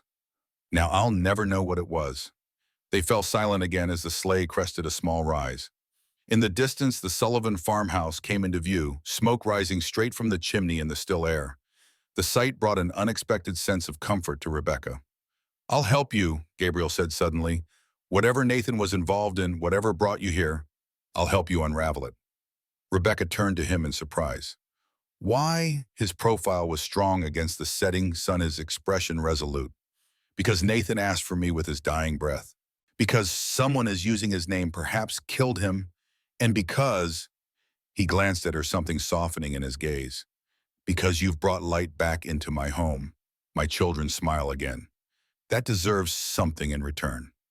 Before Rebecca could respond, a small figure appeared on the farmhouse porch, waving frantically. Charlotte home from school and watching for their return. We'll talk more tonight, Gabriel said, urging the horse to a quicker pace. After the children are asleep. As they approached the house, Rebecca could see Samuel joining his sister on the porch, both children bouncing with excitement. Whatever darkness had touched their day in town here was uncomplicated joy waiting to welcome them home. Home. The word echoed in Rebecca's mind again, unexpected but fitting. For now at least this was her refuge. Charlotte burst from the porch as the sleigh came to a stop, her face alight with excitement. You're back. Did you find your Mr. Briggs? Are you staying? Mrs. Thompson taught me a new stitch for my sampler, and Samuel drew a picture of a fox that looks just like a real one. The stream of chatter washed over Rebecca like a balm, momentarily pushing aside the troubling revelations of the day. She allowed Gabriel to help her from the sleigh, then knelt to embrace both children. We had quite an interesting day, she said, choosing her words carefully. And yes, I'm staying a bit longer. Charlotte clapped her hands in delight, while Samuel leaned against Rebecca's side with quiet satisfaction. She met Gabriel's eyes over their heads, seeing in them the same protective resolve she felt. These children, so innocent and joyful, must be shielded from whatever darkness had claimed Nathan Briggs. Mrs. Thompson left a stew on the stove, Charlotte reported as they entered the warmth of the house. She said to tell you she'll be by tomorrow to hear all about your trip to town. Gabriel hung up their coats. Did you thank her properly? Yes, Pa, Charlotte assured him, and we showed her our schoolwork. She said my penmanship is improving. Good, Gabriel nodded. Now help Miss Sinclair set the table while I tend to the horse. As he went back outside, Rebecca moved with Charlotte to prepare for dinner, grateful for the simple, familiar task. Samuel trailed after them, retrieving his wooden animals from the shelf and arranging them carefully on the corner of the table, a ritual she had observed each evening.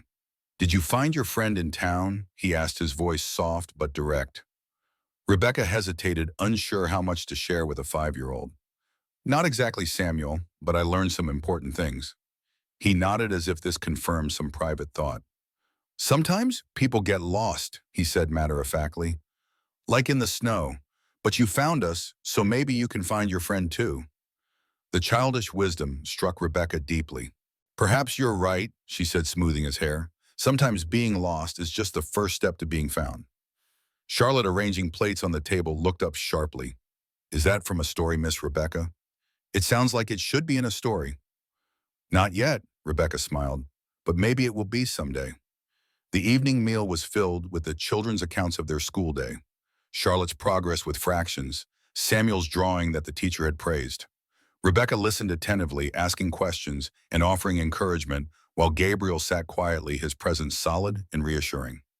After the dishes were cleared and the children had completed their evening chores, they gathered as usual by the fire. Rebecca told a new story, this one about a clever fox who outwitted hunters by creating false trails in the snow. Samuel listened with wide eyes, his wooden fox clutched tightly in his small hand. When it came time for bed, Charlotte surprised Rebecca by asking her rather than Gabriel to hear her prayers. Pa says you were a teacher, she explained, so you must know all the right words. Touched by the child's faith in her, Rebecca sat on the edge of Charlotte's bed, listening as the girl recited her simple prayer. At its conclusion, Charlotte added, "And please watch over Miss Rebecca and help her find what she's looking for and maybe let her stay with us forever, if that's what is supposed to happen. Amen." Rebecca's throat tightened. "That was a lovely prayer, Charlotte." The girl looked up at her earnestly. "Do you think God listens to children's prayers especially hard? Mrs. Thompson says he does." "I believe he listens to all sincere prayers," Rebecca said carefully, "especially those made with a loving heart like yours." Satisfied with this answer, Charlotte snuggled beneath her quilt. In the other small bed, Samuel was already drifting to sleep, his wooden animals arranged protectively around his pillow. Rebecca smoothed Charlotte's hair back from her forehead. "Sleep well, dear one. I'll see you in the morning." As she turned to leave, Charlotte caught her hand. "Miss Rebecca, I'm glad you didn't find your Mr. Briggs today. Is that wicked of me?" The innocent selfishness of the question brought a smile to Rebecca's lips. "No, Charlotte, it's very human. And between us, I'm not entirely sorry either." The girl's answering smile was luminous in the lamplight. Then her eyes grew heavy, and she released Rebecca's hand, turning onto her side with a contented sigh. In the main room, Gabriel sat at the table, a sheet of paper before him, writing with slow deliberation. He looked up as Rebecca entered, setting his pencil aside. "They're asleep?" he asked. Rebecca nodded, settling into the chair across from him. "Charlotte asked me to hear her prayers. She included a request that I might stay here permanently." A ghost of a smile touched Gabriel's lips. Charlotte has never been one to hide her feelings. "It's refreshing," Rebecca admitted, "after Boston, where everything important goes unsaid." Gabriel studied her for a moment, then pushed the paper toward her. "I've been making notes about Nathan, about what might have brought you here." Rebecca glanced at the page covered in Gabriel's neat, economical handwriting. "You believe his death wasn't an accident." "I believe Nathan Briggs was too careful a man to die by an overturned lamp," Gabriel corrected. "And I believe in too few coincidences to think his death and your arrival are unconnected." Rebecca nodded slowly. "The letters I received after his death, they were different now that I think about it. More urgent, more specific about arrangements. I attributed it to excitement about our meeting, but someone wanted you here," Gabriel finished. "The question is who and why?" Rebecca reached into her handbag, withdrawing a small packet of letters tied with ribbon. "These are from Nathan. Perhaps there's something in them that might explain." Gabriel accepted the packet but didn't open it. "We should start at the beginning. How did you come to correspond with Nathan in the first place?" Rebecca folded her hands on the table, organizing her thoughts. "After my father's death, I was desperate. The scandal had cost me my teaching position, my home, my social standing. I saw an advertisement in a newspaper. Correspondence sought by gentlemen of means in Dakota Territory. I responded more out of despair than hope." And Nathan replied, "Yes, his first letters were formal proper. But as we continued writing, he shared more personal thoughts. His experiences during the war, his love of literature, his life here in Dakota. He seemed kind, thoughtful, someone who had known suffering but not been broken by it." Gabriel nodded, a flicker of recognition in his eyes. "That sounds like Nathan. In my last few letters, I confided in him about my father's situation. The accusations, my belief in his innocence. Nathan responded with interest, said he might have information that could help me clear my father's name." Rebecca's voice grew troubled. "That was when the letters changed, became more frequent, more insistent that I come as soon as possible." "When was this?" "About 3 months ago." Rebecca paused, realization dawning. "Around the time he died, according to Walter." Gabriel untied the ribbon, carefully spreading the letters on the table. "May I?" At Rebecca's nod, he began to examine them, comparing the handwriting on different pages. His expression grew increasingly troubled. "These earlier ones," he said, indicating several sheets, "are Nathan's hand. I recognize it. These later ones." He separated out 3 letters. "Different writer. Similar enough to fool someone who didn't know him well, but definitely not Nathan." Rebecca leaned forward, studying the differences Gabriel had detected. Now that he pointed them out, they seemed obvious. The later letters had more flourishes, a slightly steeper slant. "Who would do this?" she whispered. And why? Gabriel gathered the letters, retying them carefully.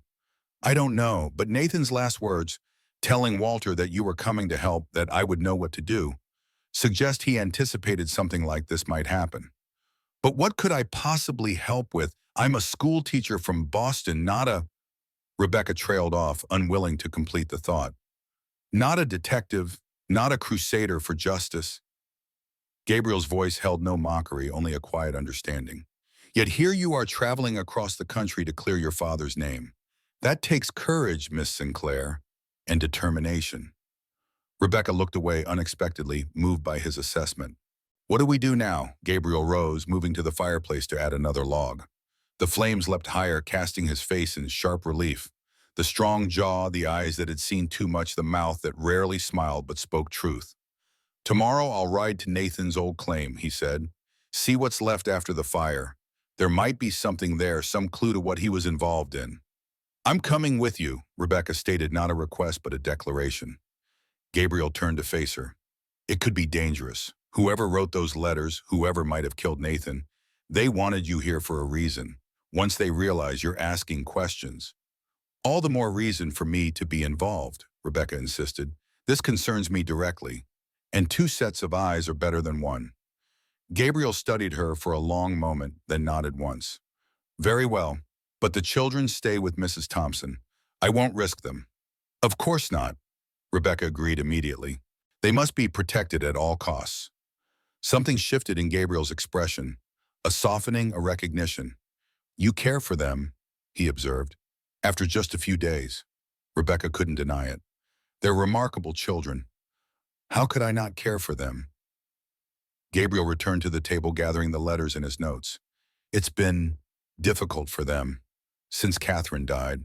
Charlotte tries to be the woman of the house, too grown up for her years. And Samuel, he hesitated. Samuel has nightmares, calls out for his mother, wakes up crying about the man with the red face. Rebecca frowned. The man with the red face, what does that mean? I don't know, Gabriel admitted. Catherine died while I was away, delivering lumber to Fort Creek. By the time I returned, she was already burning with fever. Samuel was with her. Charlotte was at school. The doctor said it was influenza, swift and severe. Nothing to be done. There was old pain in his voice and something else, a note of doubt or perhaps guilt. Rebecca reached across the table, briefly touching his hand. It wasn't your fault, she said gently. You couldn't have known. Gabriel didn't pull away from her touch, but his expression closed. I should have been there. Should have sent someone else with the lumber. Should have... He broke off, shaking his head. It doesn't matter now. What's done is done. Rebecca withdrew her hands, sensing he had said more than he intended. The children are fortunate to have you. You're a good father, Gabriel. It was the first time she had used his given name, and the intimacy of it hung in the air between them. For a moment, neither spoke, the only sound the crackling of the fire and the faint whistle of wind around the eaves. It's late, Gabriel said, finally rising from the table. We should rest. Tomorrow will be a long day. Rebecca nodded, gathering her shawl around her shoulders. Good night, then, and thank you for believing me, for helping me. Gabriel paused at the door to his room, looking back at her with those steady gray eyes. Nathan trusted you, he said simply. That's enough for me. After he had gone, Rebecca moved to the window, gazing out at the night. Stars glittered in the vast darkness, cold and distant. Somewhere out there were answers. About Nathan, about the letters, about her father's disgrace. And perhaps, though she hardly dared admit it, even to herself, answers about her own future. She pressed her hand against the cold glass, feeling the bite of winter through the thin pane. Dakota Territory was harsh, unforgiving to those who came unprepared. Yet it also offered what Boston could not. A fresh beginning, a place where a person might be judged by their actions rather than their name or history. The wooden horse Samuel had lent her sat on the windowsill, its simple form silhouetted against the starlit snow. Rebecca touched it gently, drawing comfort from the small token of childish trust. Whatever tomorrow brought, she would face it with clear eyes and steady purpose. For her father's memory, for Nathan's unexplained faith in her, and for the Sullivan family who had opened their home when she had nowhere else to turn. With that resolution, she turned from the window and prepared for bed. The borrowed blue dress, carefully hung, Catherine Sullivan's faded quilt pulled up against the night's chill. Sleep came swiftly, bearing her down into dreams of snow and fire, of wooden birds taking flight, and of gray eyes that saw too much and revealed too little. Outside, the wind picked up, carrying with it the first flakes of a new storm. By morning, the tracks leading to the Sullivan farm would be covered, erased, as if they had never been. But the house stood firm against the gathering weather, its lights dimming one by one as its inhabitants surrendered to sleep, unaware of the dark figure watching from the shelter of the cottonwoods, patient as the winter itself. Morning dawned gray and threatening, the sky heavy with the promise of snow. Rebecca woke to the familiar sounds of the Sullivan household. The crackle of the stove being stoked, the soft murmur of Gabriel's voice as he spoke to the children, the rhythmic thump of Samuel's wooden toys on the floor as he arranged them in some pattern only he understood. For a moment she lay still, savoring the warmth of the bed and the unexpected sense of belonging that had grown in her over the past days. Then she remembered their plans for the day, the journey to Nathan's claim, the search for answers, and pushed aside the quilt, shivering as the cold air touched her skin. She dressed quickly in the blue dress, adding a thick woolen shawl borrowed from Catherine's trunk. Her own traveling clothes had been laundered and mended, but the dress felt right somehow, as if she were carrying a piece of the Sullivan household with her into whatever awaited. When she emerged from the small bedroom, Gabriel was at the stove frying bacon and eggs.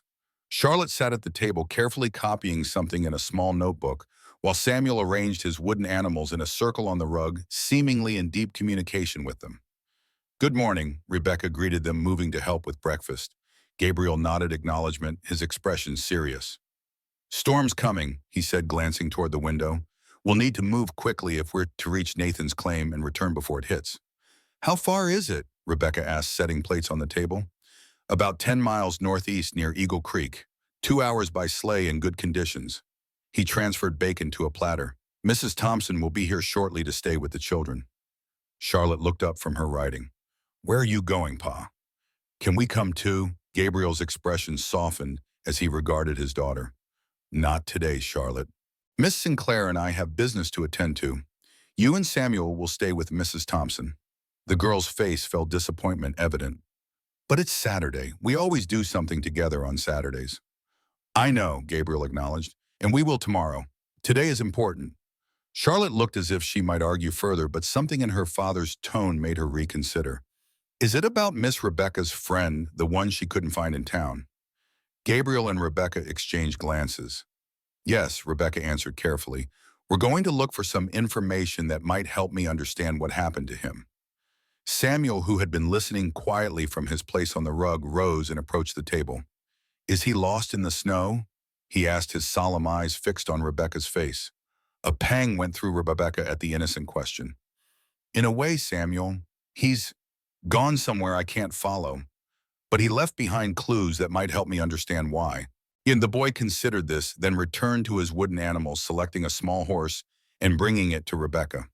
"Take Thunder," he said, pressing the toy into her hand. "He's brave in the snow." Rebecca's throat tightened at the simple gesture. "Thank you, Samuel. I'll keep him safe." The arrival of Mrs. Thompson interrupted any further questions. The elderly woman bustled in with her usual energy, unwrapping a woolen scarf from around her neck. "Mercy, it's cold enough to freeze the whiskers off a walrus," she declared, rubbing her hands together. "That storm's coming in faster than expected. You two best be careful if you're still set on riding out today." Gabriel helped her with her coat. "We won't be long, just to Nathan's old claim and back." Mrs. Thompson's eyes sharpened. "Nathan Briggs, so it's true then. He's the one Miss Sinclair was looking for." "You knew him?" Rebecca asked, surprised. "Knew of him," Mrs. Thompson corrected. "Kept to himself mostly, but would bring herbs and such to sell in town now and then. Had a way with plants, that one." She glanced at Gabriel. "Heard he died in a fire some months back." Gabriel nodded. 3 months ago. We're hoping to find something at his claim that might explain who's been writing letters in his name." Mrs. Thompson's expression grew troubled. "Strange business that, and dangerous maybe. You watch yourselves out there." She turned to the children with forced brightness. "Now then, who's going to help me make those molasses cookies I promised?"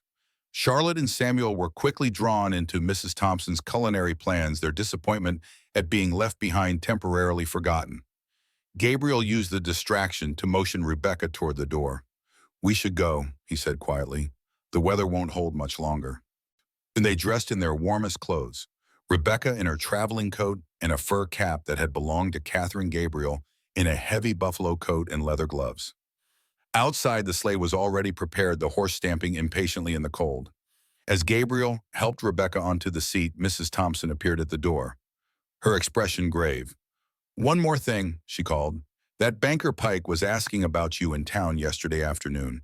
Wanted to know where you were staying, Miss Sinclair. I don't trust that man as far as I could throw him." Gabriel's face hardened. Did he say why he was asking? Mrs. Thompson shook her head. Just that he had business with the lady, claimed to know something about the person she was seeking. Rebecca and Gabriel exchanged concerned glances. "Thank you for the warning," Rebecca called back. "We'll be careful." "See that you are," Mrs. Thompson replied, "and be back before dark. I'm too old to be managing those two rascals overnight." With final waves to the children watching from the window, they set off the sleigh runners, hissing over the snow. The sky hung low and threatening, occasional snowflakes drifting down, harbingers of the storm to come. "Pike," Rebecca said once they were well away from the house. "The man we met in town, why would he be asking about me?" Gabriel's expression was grim beneath his hat brim. "Harrison Pike has a hand in most business in Fort Creek. The bank, the land office, even the sawmill. If something happens that might affect his interests, he wants to know about it." "But what interest could he have in me? I'm just a school teacher from Boston." "A school teacher from Boston who's asking questions about a man who died under suspicious circumstances," Gabriel pointed out. "That might be reason enough." They traveled in thoughtful silence for a time, the landscape changing as they moved away from the settled farmland around Fort Creek. Here the prairie rolled in gentle undulations, broken occasionally by stands of cottonwood and birch. In summer, Rebecca imagined it would be beautiful, waving grasses dotted with wildflowers. In winter, it was austere, the snow smoothing all details into a vast white canvas. "Tell me about Nathan," she said as they crested a small rise. "What was he like beyond the letters, I mean?" Gabriel considered the question, his breath clouding in the cold air. "Educated, as I said, came from a good family in Illinois. His father was a doctor like Walter. Nathan studied law before the war, but never practiced afterward. Said he'd seen enough of human conflicts to last a lifetime." "What brought him west?" "Same as many of us. The war changed things, changed us." Gabriel's eyes were distant, seeing something beyond the snow-covered plains. Some men couldn't go back to what they were before. Nathan was one of those. He came west looking for space for peace. "Did he find it?" Rebecca asked softly. Gabriel's mouth curved in a sad half-smile. "For a while, maybe. He built that cabin with his own hands, planted herbs and vegetables, kept to himself mostly. Wrote a lot, letters, a journal. Read books Walter sent him from back east." "You visited him?" "Sometimes, not often. He'd come by the farm occasionally, especially after Catherine died. Brought toys for the children." Gabriel nodded toward the wooden horse tucked in Rebecca's pocket. "He carved that horse for Samuel's 4th birthday." Rebecca touched the toy thoughtfully. "He sounds like a good man." "He was," Gabriel affirmed, "troubled by his memories like many of us, but decent, honorable. Not the sort of man to get involved in anything illegal," Rebecca suggested. Gabriel glanced at her sharply. "No, but he was curious, observant. If he saw something wrong, he wouldn't turn away." They fell silent again as the sleigh crossed a frozen creek, ice creaking beneath the runners. Beyond it, the land rose more steeply, dotted with pines that stood dark against the snow. "Nathan's claim is just beyond that ridge," Gabriel said, pointing. The cabin was built in a natural hollow sheltered from the wind. As they drew closer, Rebecca could see evidence of the fire, blackened timbers poking through the snow, like accusatory fingers, the twisted remains of a metal stove, a scorched chair lying on its side. The devastation was almost complete, the cabin reduced to a charred skeleton. Gabriel halted the sleigh at a respectful distance, tethering the horse to a pine tree. "Stay behind me," he instructed as he helped Rebecca down. "The structure isn't stable, and there could be nails or broken glass under the snow." They approached the ruins carefully. The snow had partially filled what remained of the cabin, but the outline was still visible.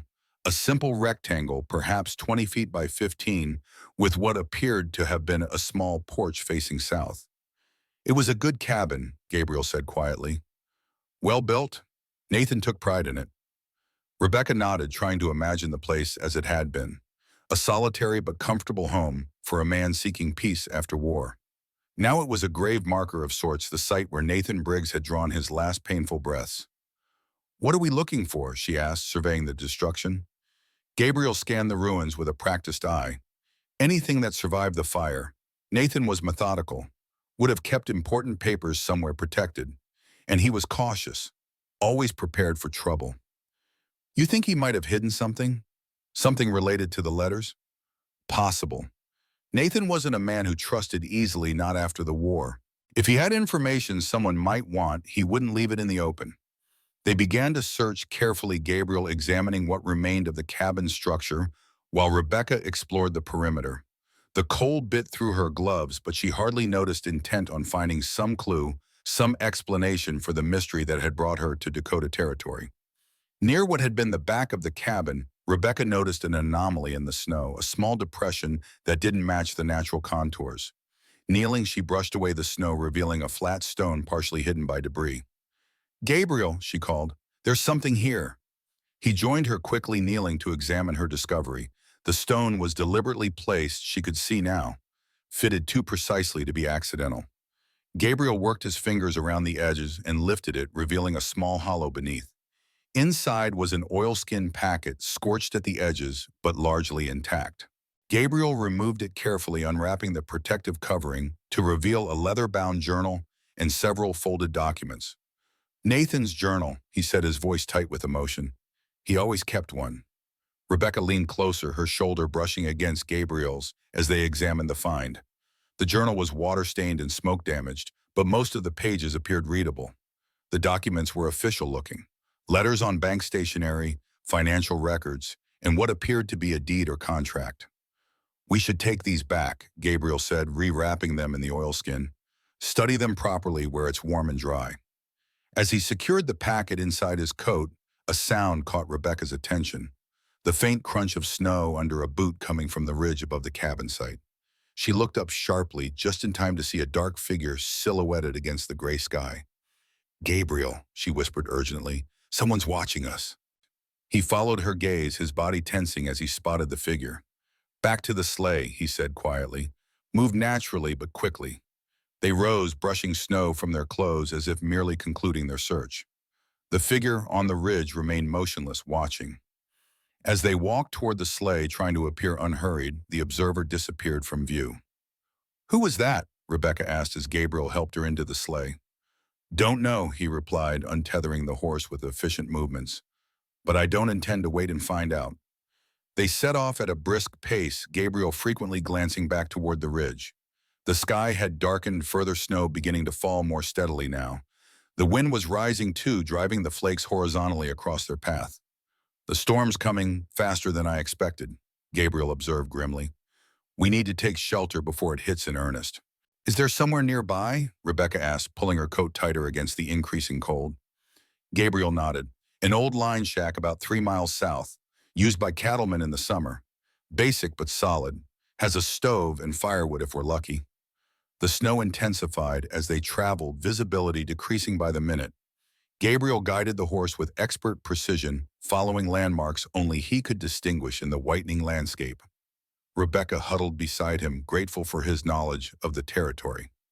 After what seemed an eternity of cold and blowing snow, a dark shape materialized before them. A small cabin, sturdy and weather-beaten, its single window glinting dully in the fading light. The line shack, Gabriel announced with evident relief. We'll wait out the worst of the storm here. He helped Rebecca from the sleigh, then quickly unhitched the horse and led it to a lean-to shelter attached to the cabin. Inside the shack was simple but sound. A single room with a cast-iron stove, a rough table with 2 chairs, and a narrow bunk built into one wall. Shelves held basic supplies, tins of food matches, lanterns, and as Gabriel had hoped, a good supply of split firewood.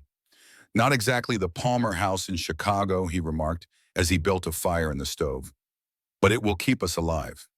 Rebecca moved around the small space, examining their temporary refuge. It's perfectly adequate, she assured him. I'm grateful it was here.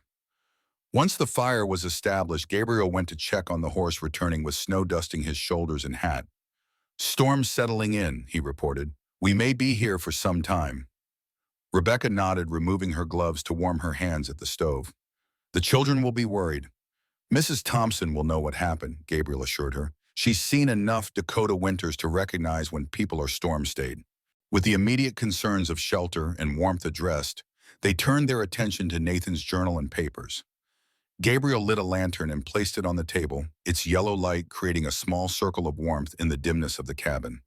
The journal was water-damaged and difficult to read in places, but Nathan's neat, economical handwriting was still legible on most pages. Rebecca sat beside Gabriel, their shoulders touching as they bent over the book. The earliest entries were mundane, notes on weather crops planted improvements to the cabin. Gradually, they became more personal reflections on solitude, on the peace Nathan had found in the Dakota wilderness, occasionally interrupted by memories of the war that still haunted him. Then about 6 months before his death, the tone changed. Nathan began recording observations about visitors to Fort Creek, particularly businessmen connected to the bank. He mentioned Harrison Pike frequently noting meetings with strangers, late night gatherings at Pike's home, unusual activities at the bank after hours. "He was investigating something," Rebecca murmured, pointing to a passage. "Look, he mentions suspicious transfers and questions about Eastern connections." Gabriel nodded, turning the page. "And here, P received documents from Chicago today. Met with unknown man at the hotel. Something not right about the land transactions." They continued reading the journal, gradually revealing Nathan's growing concerns about Pike's business dealings. He had begun to suspect a pattern of fraud involving land claims, banking transactions, and investors back east. Then 3 months before his death, a name leapt from the page that made Rebecca gasp: Sinclair. "My father," she whispered, her finger tracing the entry. "Received a response from Boston regarding Sinclair case. Suspicions confirmed. Evidence points to systematic fraud orchestrated by Miller with P as Western connection." Gabriel looked at her, understanding dawning. "Isaiah Miller, your father's business partner." Rebecca nodded, her heart racing. "The man I believed framed my father. Nathan was investigating him, connecting him to Pike somehow." They turned to the documents found with the journal. Among them was a letter on the stationery of Miller Banking Associates, Boston, addressed to Harrison Pike. Its contents were explicit: instructions for creating false documentation of land sales with references to the Sinclair problem being permanently resolved. "This is it." Rebecca breathed, her hands trembling as she held the letter. "Proof that Miller was involved in fraud, that he set up my father to take the blame." Gabriel studied the document, his expression grave. "And proof that Pike was his accomplice. This letter alone is enough to warrant an investigation by federal authorities." "No wonder Nathan wanted me to come," Rebecca said, understanding flooding through her. "He had discovered the truth about my father's case. He wanted to help me clear his name." "And someone killed him for it," Gabriel added grimly. "Probably the same person who then wrote to you in his name, luring you here." Rebecca looked up sharply. "But why, if they killed Nathan to silence him, why bring me, someone actively seeking to expose the fraud, to Dakota territory?" Gabriel considered this, his gray eyes troubled. "Perhaps to eliminate another threat. If you arrive searching for evidence that might never have been found otherwise, they could dispose of me as well." Rebecca finished, a chill running through her that had nothing to do with the storm howling outside. "But how would they know about me, about my connection to Nathan?" Gabriel indicated the journal. "Nathan mentions writing to you, becoming convinced of your father's innocence.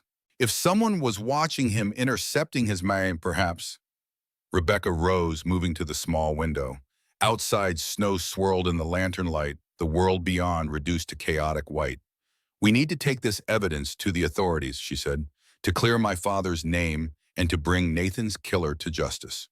"The nearest federal marshal is in Bismarck," Gabriel replied. 2 days' ride in good weather." "Then we'll go as soon as the storm passes," Rebecca decided, turning back to face him. "Walter might help us. Provide additional testimony about Nathan's death." Gabriel nodded, gathering the documents carefully. "First, we need to survive the night and return to the farm. I won't risk leaving the children alone any longer than necessary." The mention of Charlotte and Samuel sobered Rebecca. In the excitement of discovering the evidence, she had momentarily forgotten the potential danger to them. "You're right, of course." They must be protected. A sudden gust of wind rattled the cabin's single window, emphasizing the ferocity of the storm outside. Gabriel moved to add more wood to the stove, the firelight casting his face in sharp relief. The strong jaw, the thoughtful eyes, the mouth that rarely smiled but spoke truth. "We should rest while we can," he said, straightening. "The storm might break by morning." Rebecca nodded, suddenly aware of how exhausted she was. The emotional strain of the day's discoveries combined with the physical cold had drained her reserves. The cabin offered limited sleeping arrangements, just the single narrow bunk. Gabriel immediately indicated that Rebecca should take it while he would make do with blankets near the stove. "I've slept in worse conditions," he assured her when she protested. "During the war, we considered ourselves fortunate to have a dry patch of ground." Too tired to argue, Rebecca removed her outer clothing and boots, wrapping herself in the rough blankets provided. The bunk was hard but clean, and after the day's exertions felt like luxury. Gabriel banked the fire in the stove, then settled on the floor nearby his back against the wall, rifle within easy reach. The lantern was turned low, casting just enough light to dispel the absolute darkness. "Gabriel," Rebecca said softly, watching his profile in the dim light. "Thank you for believing me, for helping me find the truth." He glanced towards her, his expression softening slightly. "Nathan believed in you. That was enough for me to start. Now," he paused, "now I believe in you on your own merits." The simple statement warmed her more than the stove's heat. "When this is over," she said, "when my father's name is cleared and Nathan's killer brought to justice, what then?" Gabriel was silent for a moment. "That depends on you, I suppose. Will you return to Boston?" The question hung in the air between them, laden with unspoken implications. Rebecca considered it seriously. A month ago, vindication and return to Boston had been her only goals. Now the prospect held less appeal than she had expected. "I don't know," she admitted. "There's little left for me there. My teaching position is gone, my family home sold to pay debts. Even with my father's name cleared, the scandal would linger." "And here," Gabriel asked quietly, "what is there for you here?" Rebecca's gaze met his across the dimly lit cabin. "That depends," she said, echoing his earlier words, "on what's offered." Something shifted in Gabriel's expression, a glimpse of vulnerability beneath the stoic exterior. "Charlotte and Samuel have grown attached to you," he said carefully. "They would be disappointed if you left." "Only Charlotte and Samuel?" Rebecca asked, her heart beating faster. Gabriel looked away toward the fire glowing through the stove's grate. "I've been alone a long time," he said, his voice low, "focused only on survival, on raising my children. I hadn't thought to feel." He trailed off, seemingly unable to articulate the emotions Rebecca could see so clearly in his face. She waited, giving him space to find his words. "You've brought something back to our home," he continued finally. "Something that was missing. Light. Hope." The children smile more. Even I. A ghost of a smile touched his lips. "Even I find myself looking forward to each day in a way I hadn't for years." Rebecca's throat tightened with emotion. "Gabriel," she began, but he shook his head, stopping her. "Not now," he said gently. "Not here, with danger still around us and so much unresolved. When we're home, when the children are safe, and this business with Pike is settled, then we can speak of the future." Though part of her wanted to press the issue, to hear the words she sensed he was holding back, Rebecca recognized the wisdom in his restraint. There would be time later if they survived what was to come. "Very well," she agreed. "When we're home." Home. The word settled between them, its meaning evolving from a physical place to something more profound. A shared space, a shared life, a shared future. With that unspoken promise hanging in the air, Rebecca closed her eyes, allowing exhaustion to claim her. The last thing she saw before sleep took her was Gabriel's watchful form, solid and reassuring in the firelight. Outside, the storm raged on, but within the small cabin, a fragile peace had been established. A moment of calm before the confrontation that awaited them. Dawn broke with eerie silence, the storm having blown itself out during the night. Rebecca woke to find Gabriel already up tending the fire and preparing a simple breakfast from the supplies left in the line shack. "The weather's cleared on," he reported. "We can make it back to the farm if we leave soon." They ate quickly, eager to return to the children.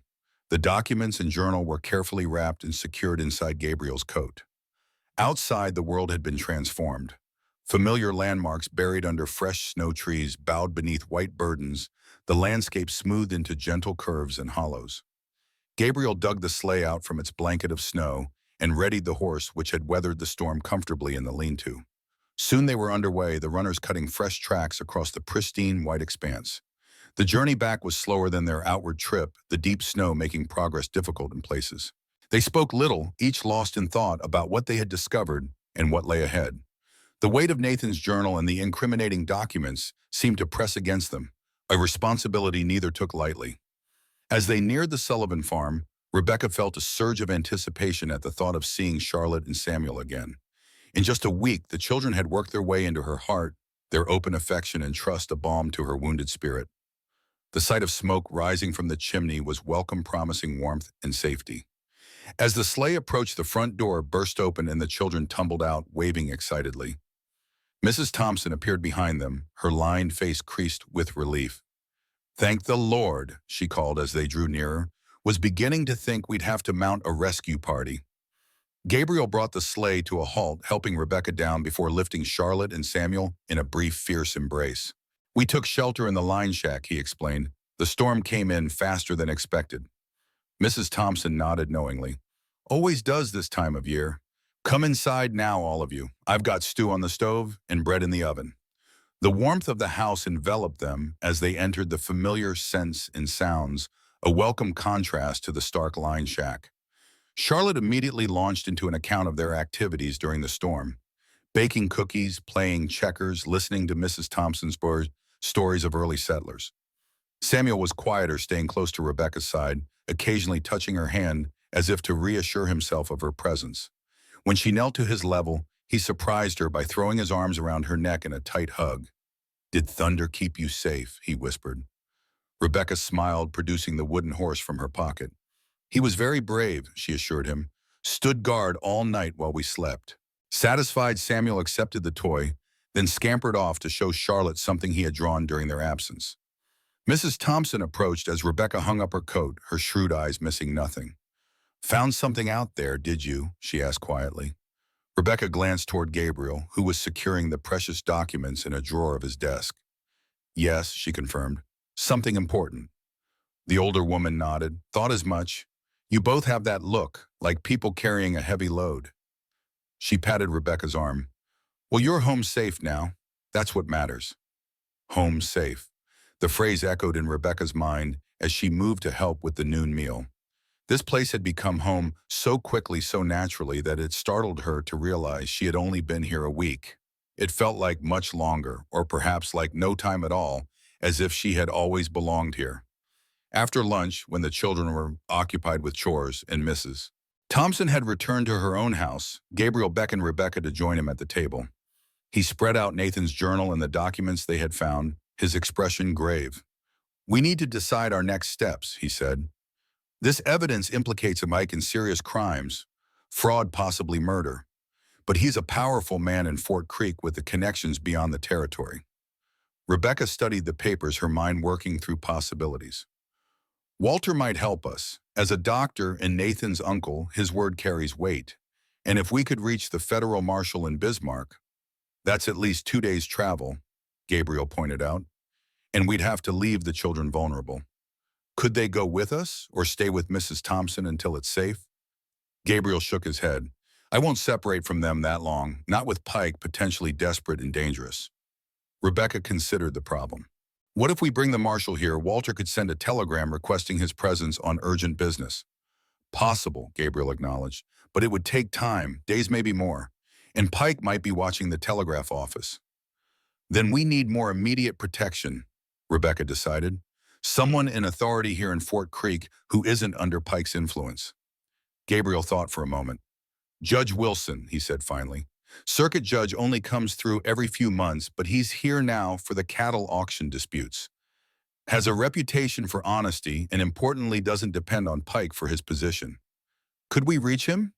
Show him the evidence? He's staying at the hotel in Fort Creek. We could ride in tomorrow, speak with him privately."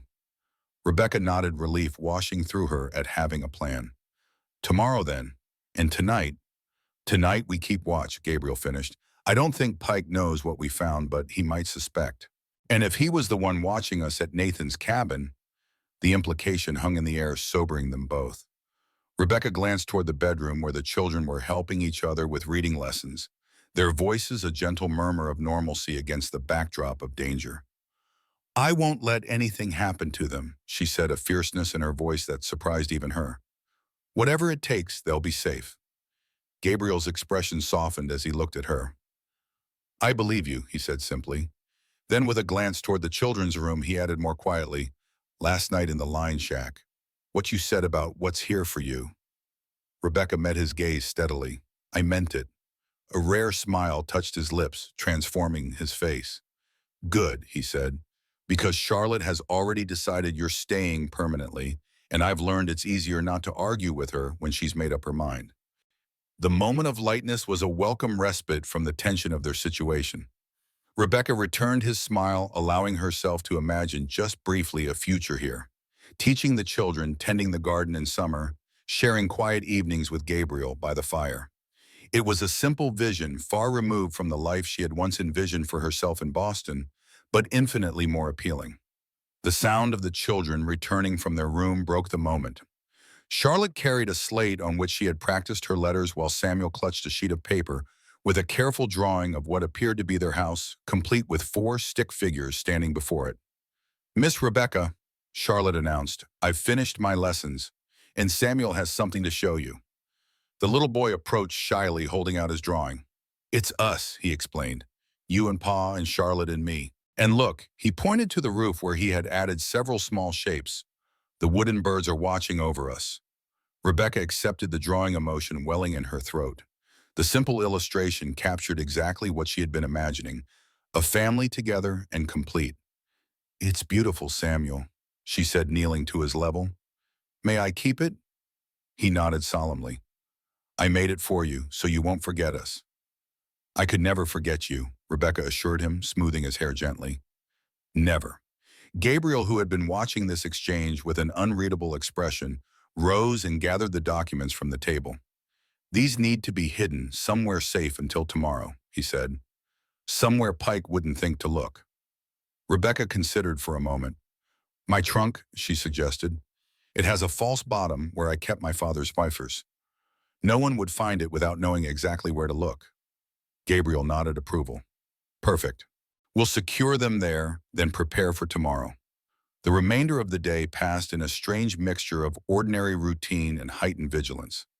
Gabriel checked and cleaned his rifle, positioning it near the door, while maintaining a casual demeanor for the children's sake. Rebecca helped Charlotte with more advanced reading lessons, all the while keeping an eye on the windows, watching for any sign of approach. As dusk fell, Gabriel took Rebecca's side while the children were setting the table for dinner. I'll take first watch tonight, he said quietly.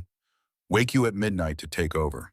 If anything happens, anything at all, get the children to the root cellar. There's a trap door in the pantry floor covered by the rug. It's stocked with blankets, water, food.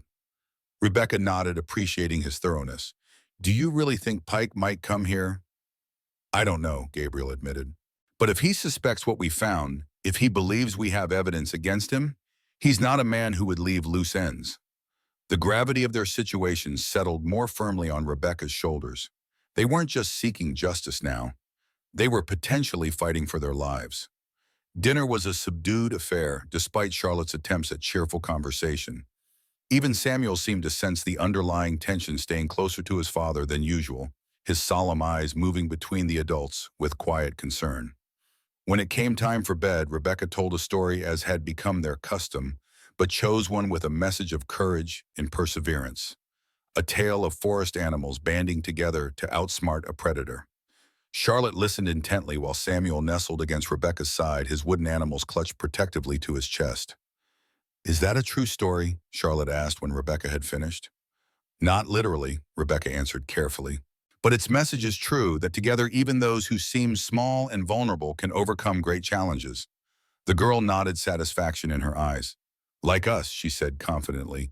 We're small, but we're brave and smart, and we have you and Pa to protect us. That's right, Rebecca affirmed, tucking the quilt around Charlotte's shoulders. Now sleep well, both of you. Tomorrow will be an important day. After the children were settled, Rebecca joined Gabriel and Mary in the main room. He sat by the window, rifle across his knees, gazing out into the darkness. "They're asleep?" he asked without turning. "Yes," Rebecca confirmed, moving to stand beside him. "They sense something's wrong, but they're resilient children, strong like their father." Gabriel glanced up at her, something vulnerable in his expression, and like their mother in different ways. Catherine was gentle but had a core of steel when it mattered. Charlotte has that same spirit. It was the most he had ever shared about his late wife, and Rebecca received the confidence with appropriate gravity. "Tell me about her," she invited, settling into the chair opposite him. "If you'd like to." For a moment she thought he might decline, retreat back into his customary reserve. But after a brief hesitation he began to speak, his voice low and measured. "Catherine was a school teacher like you, came west to teach at the Fort Creek school. She loved books, poetry especially. Had a way of seeing beauty in things most folks overlooked. Cloud patterns, the way frost forms on windows, how birds build their nests." A ghost of a smile touched his lips. "She's the one who started the wooden birds tradition. Carved the first one herself, said it would watch over us." "She sounds remarkable," Rebecca said softly. Gabriel nodded, his gaze returning to the window. "She was. The children were her world, especially after—" He hesitated. "After we lost the baby." Rebecca's heart constricted. "I didn't know." "Few did. It was a difficult birth, a boy. Lived just a few hours." His voice grew distant, remembering. "It was hard on Catherine. The doctor said there wouldn't be more children. She poured all her love into Charlotte and Samuel after that." Understanding dawned on Rebecca. That's why Charlotte is so determined to mother everyone. She's trying to fill her mother's role. "Yes," Gabriel confirmed. "She was old enough to understand when Catherine died. Took it on herself to care for Samuel Balgamy. Too much responsibility for a child, but she wouldn't be dissuaded." The pieces of the Sullivan family's story were falling into place for Rebecca. The reserved father, the precociously responsible daughter, the quiet son with his wooden animals and solemn eyes. A family wounded by loss, but still standing, still loving each other fiercely. "And you?" she asked gently. "How did you cope after Catherine?" Gabriel was silent for a long moment. "Focused on the children," he said finally. "On the farm, on surviving each day, each season." His eyes met hers. "Didn't think beyond that. Couldn't. Until recently." The implication hung in the air between them, unspoken but clear.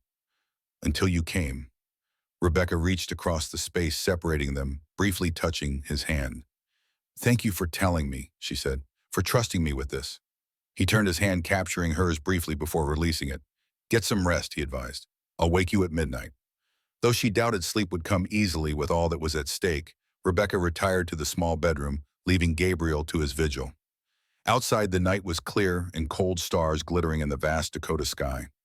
Somewhere out there, Harrison Pike might be planning his next move, unaware that his schemes had been uncovered.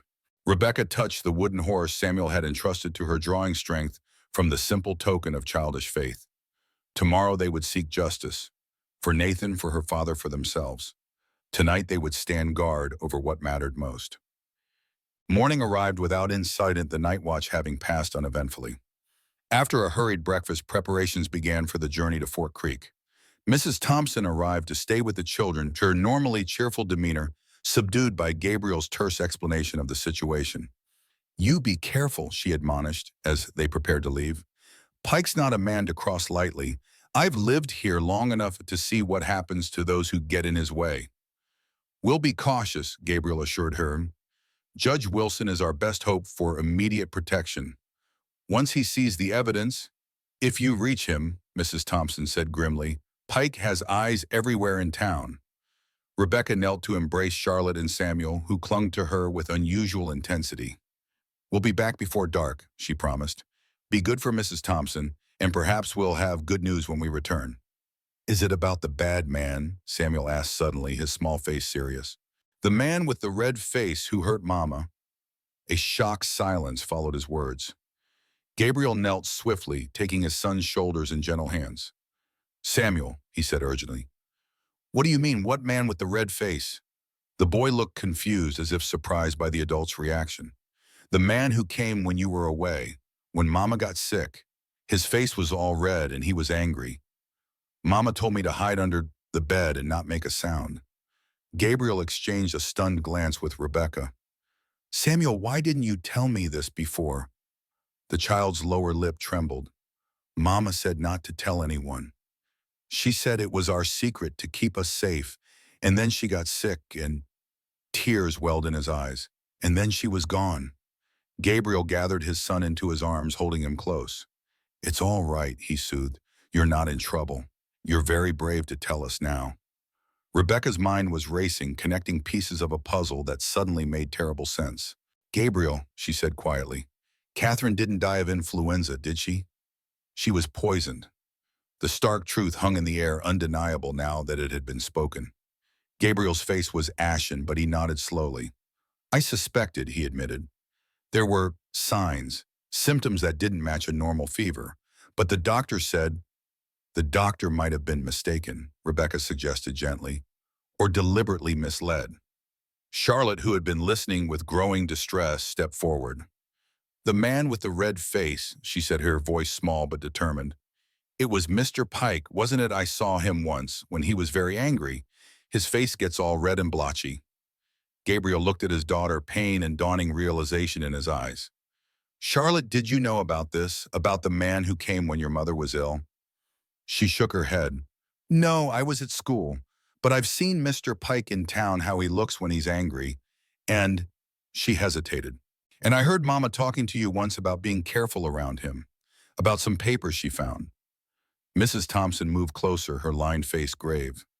Catherine came to me, she confessed, about a week before she died, said she'd discovered something troubling at the school, financial records that didn't add up. The school board treasurer was Pike's brother-in-law. She spread her hands helplessly. I told her to leave it alone, that it wasn't worth the risk. I never thought. Pike killed her, Gabriel said, the words dropping into the silence like stones, because she discovered his fraud, and then he arranged it to look like illness. His hands tightened into fists. All this time, Rebecca placed a hand on his arm, feeling the tension in his muscles. We have more reason than ever to see justice done, she said firmly. But we must be careful. The children. Come with us, Gabriel decided abruptly. All of us will go to town together. I won't leave them here, not now. Mrs. Thompson nodded approval. Safer that way. Pike wouldn't dare act against you in public with witnesses around. The journey to Fort Creek took on a new urgency, the sleigh carrying not just the incriminating documents, but a family united in pursuit of long overdue justice. Gabriel drove with grim determination, rifle beside him, while Rebecca sat with the children, Charlotte's arm linked protectively through hers. Fort Creek was busy with Saturday business. Farmers in town for supplies, women shopping at the general store, cowboys lounging near the saloon. Gabriel guided the sleigh directly to the hotel where Judge Wilson was staying, his eyes constantly scanning for any sign of Pike or his associates. The hotel clerk informed them that the judge was in his room reviewing cases for Monday's court session. Gabriel requested an immediate meeting, citing urgent legal matters requiring the judge's attention.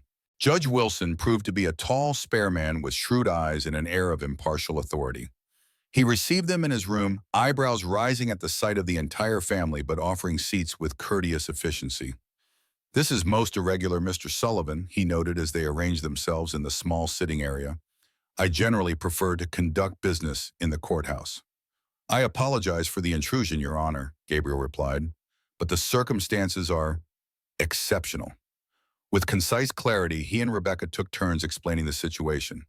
Nathan's investigation, the forged letters, the evidence found at the cabin, and finally Samuel's revelation about the man with the red face, who had visited Catherine before her death. Throughout the account, Judge Wilson listened without interruption, his expression growing increasingly grave. When they had finished, he examined the documents they had brought, paying particular attention to the letter on Miller Banking Associates stationery. This is serious, he said, finally setting the papers aside. Very serious indeed. Interstate fraud, possible murder. These fall under federal jurisdiction. He studied Gabriel thoughtfully. You understand what you're alleging. Harrison Pike is one of the most prominent citizens in this county. I understand perfectly, Your Honor, Gabriel said steadily, and I'm prepared to testify to everything we've told you. As am I, Rebecca added. My father's reputation, his very life was destroyed by this scheme, and Nathan Briggs died trying to expose it. Judge Wilson nodded slowly. I believe you, he said. These documents, combined with your testimony, are compelling. I'll send for the federal marshal immediately. He rose, moving to the writing desk. In the meantime, I can issue a warrant for Pike's arrest on suspicion of fraud to be served by the local sheriff. Relief washed through Rebecca. They had been heard, believed. Justice was within reach. There's something else you should know, Your Honor, Gabriel said, his voice tight with controlled emotion. We have reason to believe Pike may have been responsible for my wife's death 3 years ago. My son witnessed Pike visiting our home while I was away, shortly after my wife became fatally ill with symptoms consistent with poisoning. Judge Wilson's pen paused above the paper. That's a grave accusation, Mr. Sullivan. Do you have evidence? Only my son's testimony and the suspicious nature of the illness, Gabriel admitted. But given everything else we've uncovered, the judge considered this, then resumed writing. I'll include it in my report to the marshal. A proper investigation can be conducted. He looked up, his expression softening slightly. I'm sorry for your loss, Mr. Sullivan, and for what your children have endured. As Judge Wilson completed the necessary documents, Rebecca sat with Charlotte and Samuel, speaking quietly to keep them calm and occupied. The little boy remained close to her side, occasionally touching her hand as if to reassure himself of her presence. What happens now? Charlotte whispered. The judge will help us, Rebecca explained. He'll make sure Mr. Pike can't hurt anyone else, and that the truth about your mother and about my father becomes known. The girl nodded, satisfaction in her eyes. And then we can go home, all of us together. Rebecca smiled, smoothing Charlotte's hair. That's the plan, she confirmed, if that's what everyone wants. It is, Charlotte stated with absolute certainty. Samuel and I decided already, and Pa never argues with both of us at once. A knock at the door interrupted their conversation. Judge Wilson crossed the room to answer it, expecting the clerk he had sent to fetch the sheriff. Instead, Harrison Pike himself stood in the doorway, flanked by 2 men Rebecca recognized as his associates from the bank. Judge Wilson, Pike greeted smoothly, then froze as his gaze fell on the Sullivan family. His florid face darkened, eyes narrowing as they moved from Gabriel to Rebecca, then to the documents visible on the judge's desk. I see I'm interrupting something. Mr. Pike, the judge acknowledged coolly, this is indeed a private meeting. If you'll excuse us. Pike stepped into the room, uninvited, his companions following. I couldn't help but notice the Sullivan family entering the hotel in quite a hurry, he said, his tone conversational, though his eyes were hard, and then requesting an immediate meeting with you, Your Honor. Naturally, I was concerned. As a leading citizen of Fort Creek, I like to stay informed about matters affecting our community. Gabriel rose slowly, positioning himself between Pike and his family. This doesn't concern you, Pike, he said, the lie deliberate and challenging. Pike's smile didn't reach his eyes. Oh, I think it might. His gaze shifted to the papers on the desk. Especially if those are what I think they are. Documents from Nathan Briggs's cabin, perhaps recovered during yesterday's expedition to his burned-out claim. The accuracy of his knowledge confirmed Rebecca's suspicion that Pike had been the figure watching them from the ridge. She stood as well, moving the children behind her. Your Honor, she said clearly, addressing the judge rather than Pike. I believe this demonstrates the urgency of our request. Mr. Pike appears to have been monitoring our movements just as he monitored Nathan Briggs before his death. Pike's false congeniality hardened into something more dangerous. Careful, Miss Sinclair.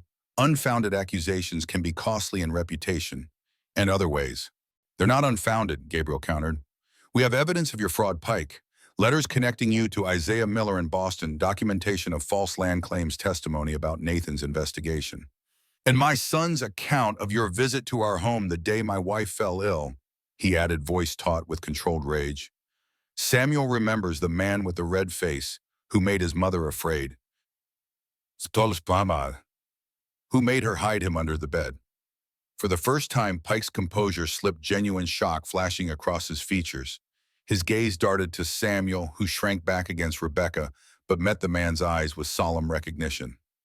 Preposterous. Pike recovered quickly. The ravings of a child, confused about events from years ago. No court would accept such testimony. Perhaps not alone, Judge Wilson interjected, stepping forward with authority. But combined with the other evidence, it presents a disturbing pattern, Mr. Pike. One that warrants thorough investigation. Pike's face flushed with the red blotchiness Samuel had described, anger barely contained. This is absurd. Sullivan has always resented my success, my standing in the community. Now he's dragged this school teacher into his delusions, using his children to garner sympathy. He turned to his companions. Gentlemen, I believe we're witnessing a sad case of grief turned to madness. Mr. Sullivan never recovered from his wife's tragic death and now seeks someone to blame. Before anyone could respond, the door opened again, admitting Walter Calloway and the Fort Creek sheriff. Walter assessed the situation with a quick glance, moving to stand beside Gabriel.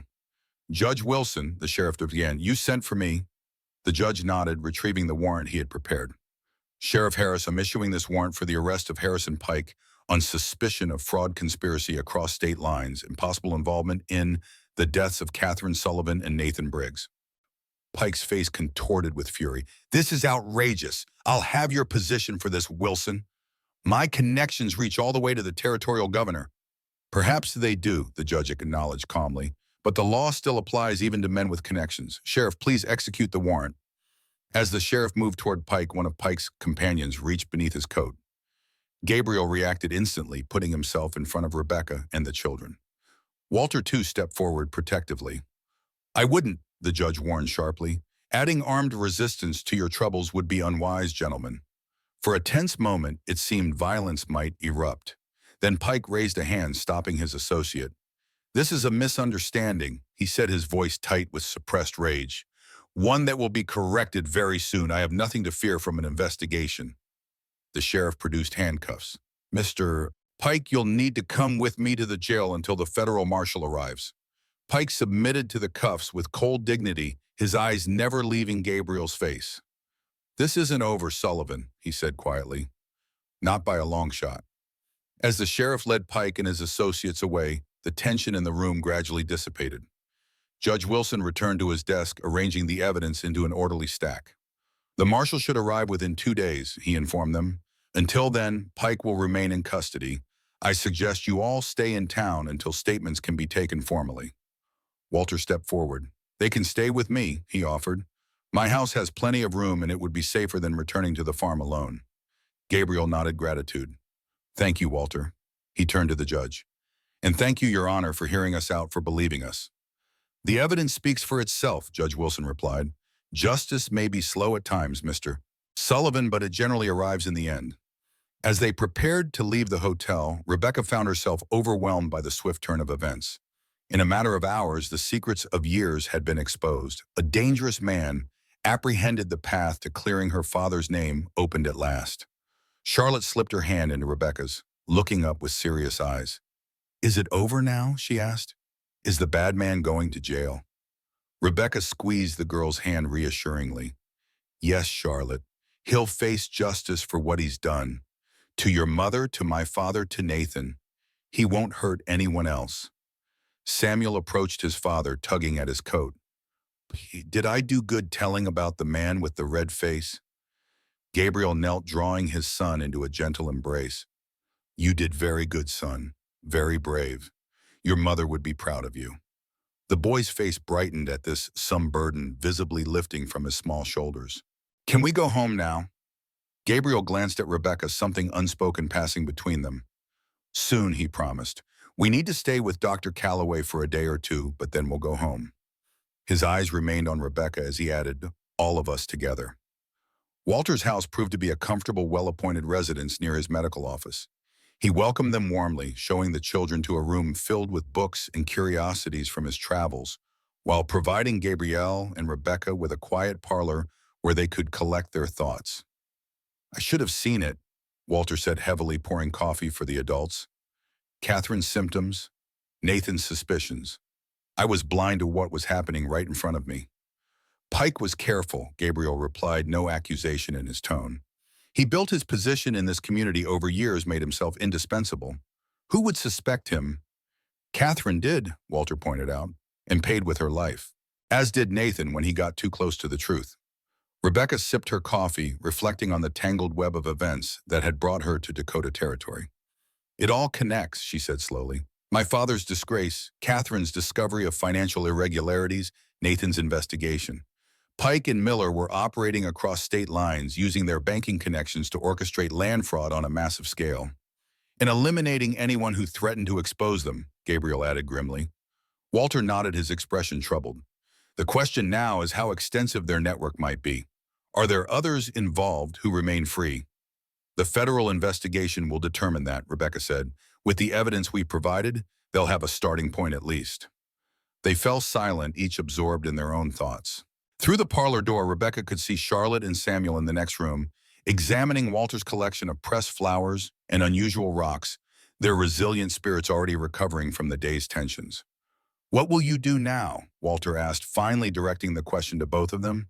After the marshal has taken statements, collected evidence. Gabriel looked to Rebecca, leaving the answer to her. She met his gaze steadily, the decision already made in her heart. I'll stay, she said simply, if I'm welcome. Gabriel's expression softened, the reserve that usually guarded his emotions falling away. You know you are, he said quietly. More than welcome. Needed. Walter observed this exchange with a small smile. Nathan would be pleased, he commented. He spoke highly of you in his letters to Rebecca, said you had the courage and integrity he admired most in people. He rose, preparing to leave them alone. I think he would consider this a fitting outcome to his efforts. Justice served and healing begun. After he had gone, Gabriel moved to sit beside Rebecca on the small sofa, taking her hand in his. I'm not a man of many words, he began, his voice low and earnest. But I want to be clear about this. About us. Rebecca waited, allowing him the space to find his way. When Catherine died, I thought that part of my life was over, he continued. Didn't expect to feel, to want. He shook his head, frustrated by his own reticence. What I'm trying to say is these past days with you in our home, it's been right. The children feel it. I feel it. I feel it too, Rebecca assured him softly. Gabriel's grip on her hand tightened slightly. I'm not asking for promises right now. There's still much to resolve. The investigation, your father's name to clear. But when it's done, when we're home again, he met her eyes directly. I want you to stay. Not as a guest, not temporarily, permanently, as part of our family. The words hung in the air between them, their implication clear. Not quite a proposal, but a declaration of intent, of hope for a shared future. Rebecca leaned forward, resting her forehead against his. Yes, she whispered. When this is done, when we're home, I'll stay. For as long as you and the children want me. Forever then, Gabriel said, the ghost of a smile touching his lips. From the doorway came a small sound of satisfaction. They looked up to see Charlotte standing there, Samuel beside her, both children watching with undisguised approval. I told you, Charlotte said to her brother, I told you Miss Rebecca would stay and be our mother. Samuel nodded solemnly. And the wooden birds will watch over us, he added with the simple faith of childhood. All of us together. Gabriel held out his arms, and the children rushed forward, enveloping both adults in an exuberant embrace. Rebecca found herself at the center of this impromptu family circle, her heart fuller than she had thought possible after so much loss and struggle. Outside, snow began to fall again. Not the fierce blizzard of days past, but gentle flakes drifting lazily from a pearl gray sky. Within Walter's warm parlor, 4 people who had each known profound loss found something equally profound, the beginning of healing, of wholeness, of home. 3 months later, spring had transformed the Dakota landscape. The endless white of winter had given way to tender green wildflowers, dotting the prairie in vibrant splashes of color. At the Sullivan farm, new life was evident everywhere. Seedlings sprouting in the recently tilled garden, a calf wobbling beside its mother in the pasture, fresh paint brightening the farmhouse's weathered exterior. On the front porch, recently repaired and expanded, 4 wooden birds hung from the eaves, catching the morning sunlight as they swayed in the gentle breeze. They had been carved by different hands. Gabriel's skilled and precise, Rebecca's less practiced, but earnest, Charlotte's determined, Samuel's endearingly imperfect. Together, they formed a silent guardian chorus, watching over the home and its inhabitants. Inside, Rebecca stood before the mirror in what had once been Catherine's sewing room, now transformed into a bright bedroom she shared with Gabriel. She smoothed the front of her new dress, Not elaborate by Boston standards, but lovelier than anything she had worn in years. The blue fabric complemented her eyes, the simple cut flattering without ostentation. Charlotte bustled in her own dress, a smaller version of Rebecca's flowers woven into her braided hair. "Everyone's ready," she announced importantly. "Walter's here, and Mrs. Thompson and even Judge Wilson came all the way from Bismarck." Rebecca smiled at the girl's excitement. "I'll be right there," she promised. "Just need a moment." Left alone, she touched the locket at her throat, her father's gift now containing a small photograph of him on one side and a pressed flower from the Sullivan farm on the other. The federal investigation had moved swiftly, the evidence they had provided leading to the arrest of Isaiah Miller in Boston and the exposure of the entire fraudulent network. Her father's name had been cleared posthumously, his reputation restored. Harrison Pike awaited trial in the territorial capital, his empire of corruption dismantled piece by piece. The testimonies of Gabriel, Rebecca, and even young Samuel had been recorded by the federal marshal, ensuring that justice would be served not only for Nathan Briggs but for Catherine Sullivan as well. A soft knock at the door interrupted her thoughts. Gabriel entered handsome in his best suit, his usually stern features softened by a rare full smile. "Ready?" he asked, offering his hand. Rebecca nodded, placing her fingers in his. "Ready." They walked together to the main room, now decorated with wildflowers and ribbons for the occasion. A small gathering awaited them. Walter, Mrs. Thompson, Judge Wilson, who had returned to officiate, several neighbors from surrounding farms. Charlotte and Samuel stood at the front, the girl barely containing her excitement, the boy solemn but pleased in his new suit. As Rebecca and Gabriel took their places before the judge, she glanced around at the faces of those who had become her family in the space of a few tumultuous months. From tragedy and loss had come this unexpected gift. A home, a purpose, a love that had grown not from romantic fantasy, but from shared struggle and mutual respect. Judge Wilson opened his book, his voice carrying clearly in the hushed room. "Dearly beloved, we are gathered here today." The familiar words washed over Rebecca, but it was Gabriel's steady gaze that held her attention. Those gray eyes that had seen so much sorrow now filled with quiet joy. When the moment came to speak their vows, his voice was firm and sure, the voice of a man who meant every word, who had fought for this happiness and would guard it with his life. When Rebecca spoke her own vows, she felt the weight of the past lifting, replaced by the lightness of possibility. The road ahead would not always be easy. Frontier life guaranteed challenges, and the wounds they had all suffered would take time to fully heal. But they would face whatever came together, a family forged in adversity, strengthened by love. "I now pronounce you husband and wife," Judge Wilson declared. "What God has joined together, let no man put asunder." As Gabriel leaned down to seal their union with a kiss, Charlotte and Samuel burst into spontaneous applause, quickly joined by the other guests. Outside, the spring wind caught the wooden birds, setting them dancing on their strings. 4 sentinels, 4 souls now irrevocably connected. Later, as twilight softened the edges of the day and the celebration continued with music and laughter on the porch, Rebecca stood at the edge of the gathering, watching Gabriel swing a delighted Samuel in his arms, while Charlotte demonstrated her improving dancing skills for an admiring Mrs. Thompson. Walter joined her, following her gaze to the happy scene. "Quite a change from when you arrived," he observed, "for all of you." Rebecca nodded, contentment warming her voice. "I came seeking justice for my father. I found that, but so much more besides." "Nathan would be satisfied," Walter said. "He believed in justice, but also in second chances, in building something good from something broken." "Like the wooden birds," Rebecca mused. "Simple pieces of wood shaped by different hands, each imperfect in its own way. But together they make something beautiful." Walter smiled, patting her hand. "Precisely." Gabriel approached, extending his hand to his new wife. "May I have this dance, Mrs. Sullivan?" The name still felt new on her ears, a gift she was only beginning to unwrap. Rebecca placed her hand in his, allowing him to lead her to the center of the porch where others were dancing to the fiddle music provided by a neighboring farmer. As they moved together in the golden light of the setting sun, Rebecca caught sight of the wooden birds swaying gently above them. They seemed to approve, these silent witnesses to the family's journey from loss to love, from broken to whole. "Happy?" Gabriel asked softly, his arms secure around her waist. Rebecca looked up at him, at the man who had opened his home and heart when she had nowhere else to turn. Beyond him, she could see Charlotte and Samuel watching them dance, the children's faces alight with the joy of dreams fulfilled. Yes, she answered simply. I'm home. The end.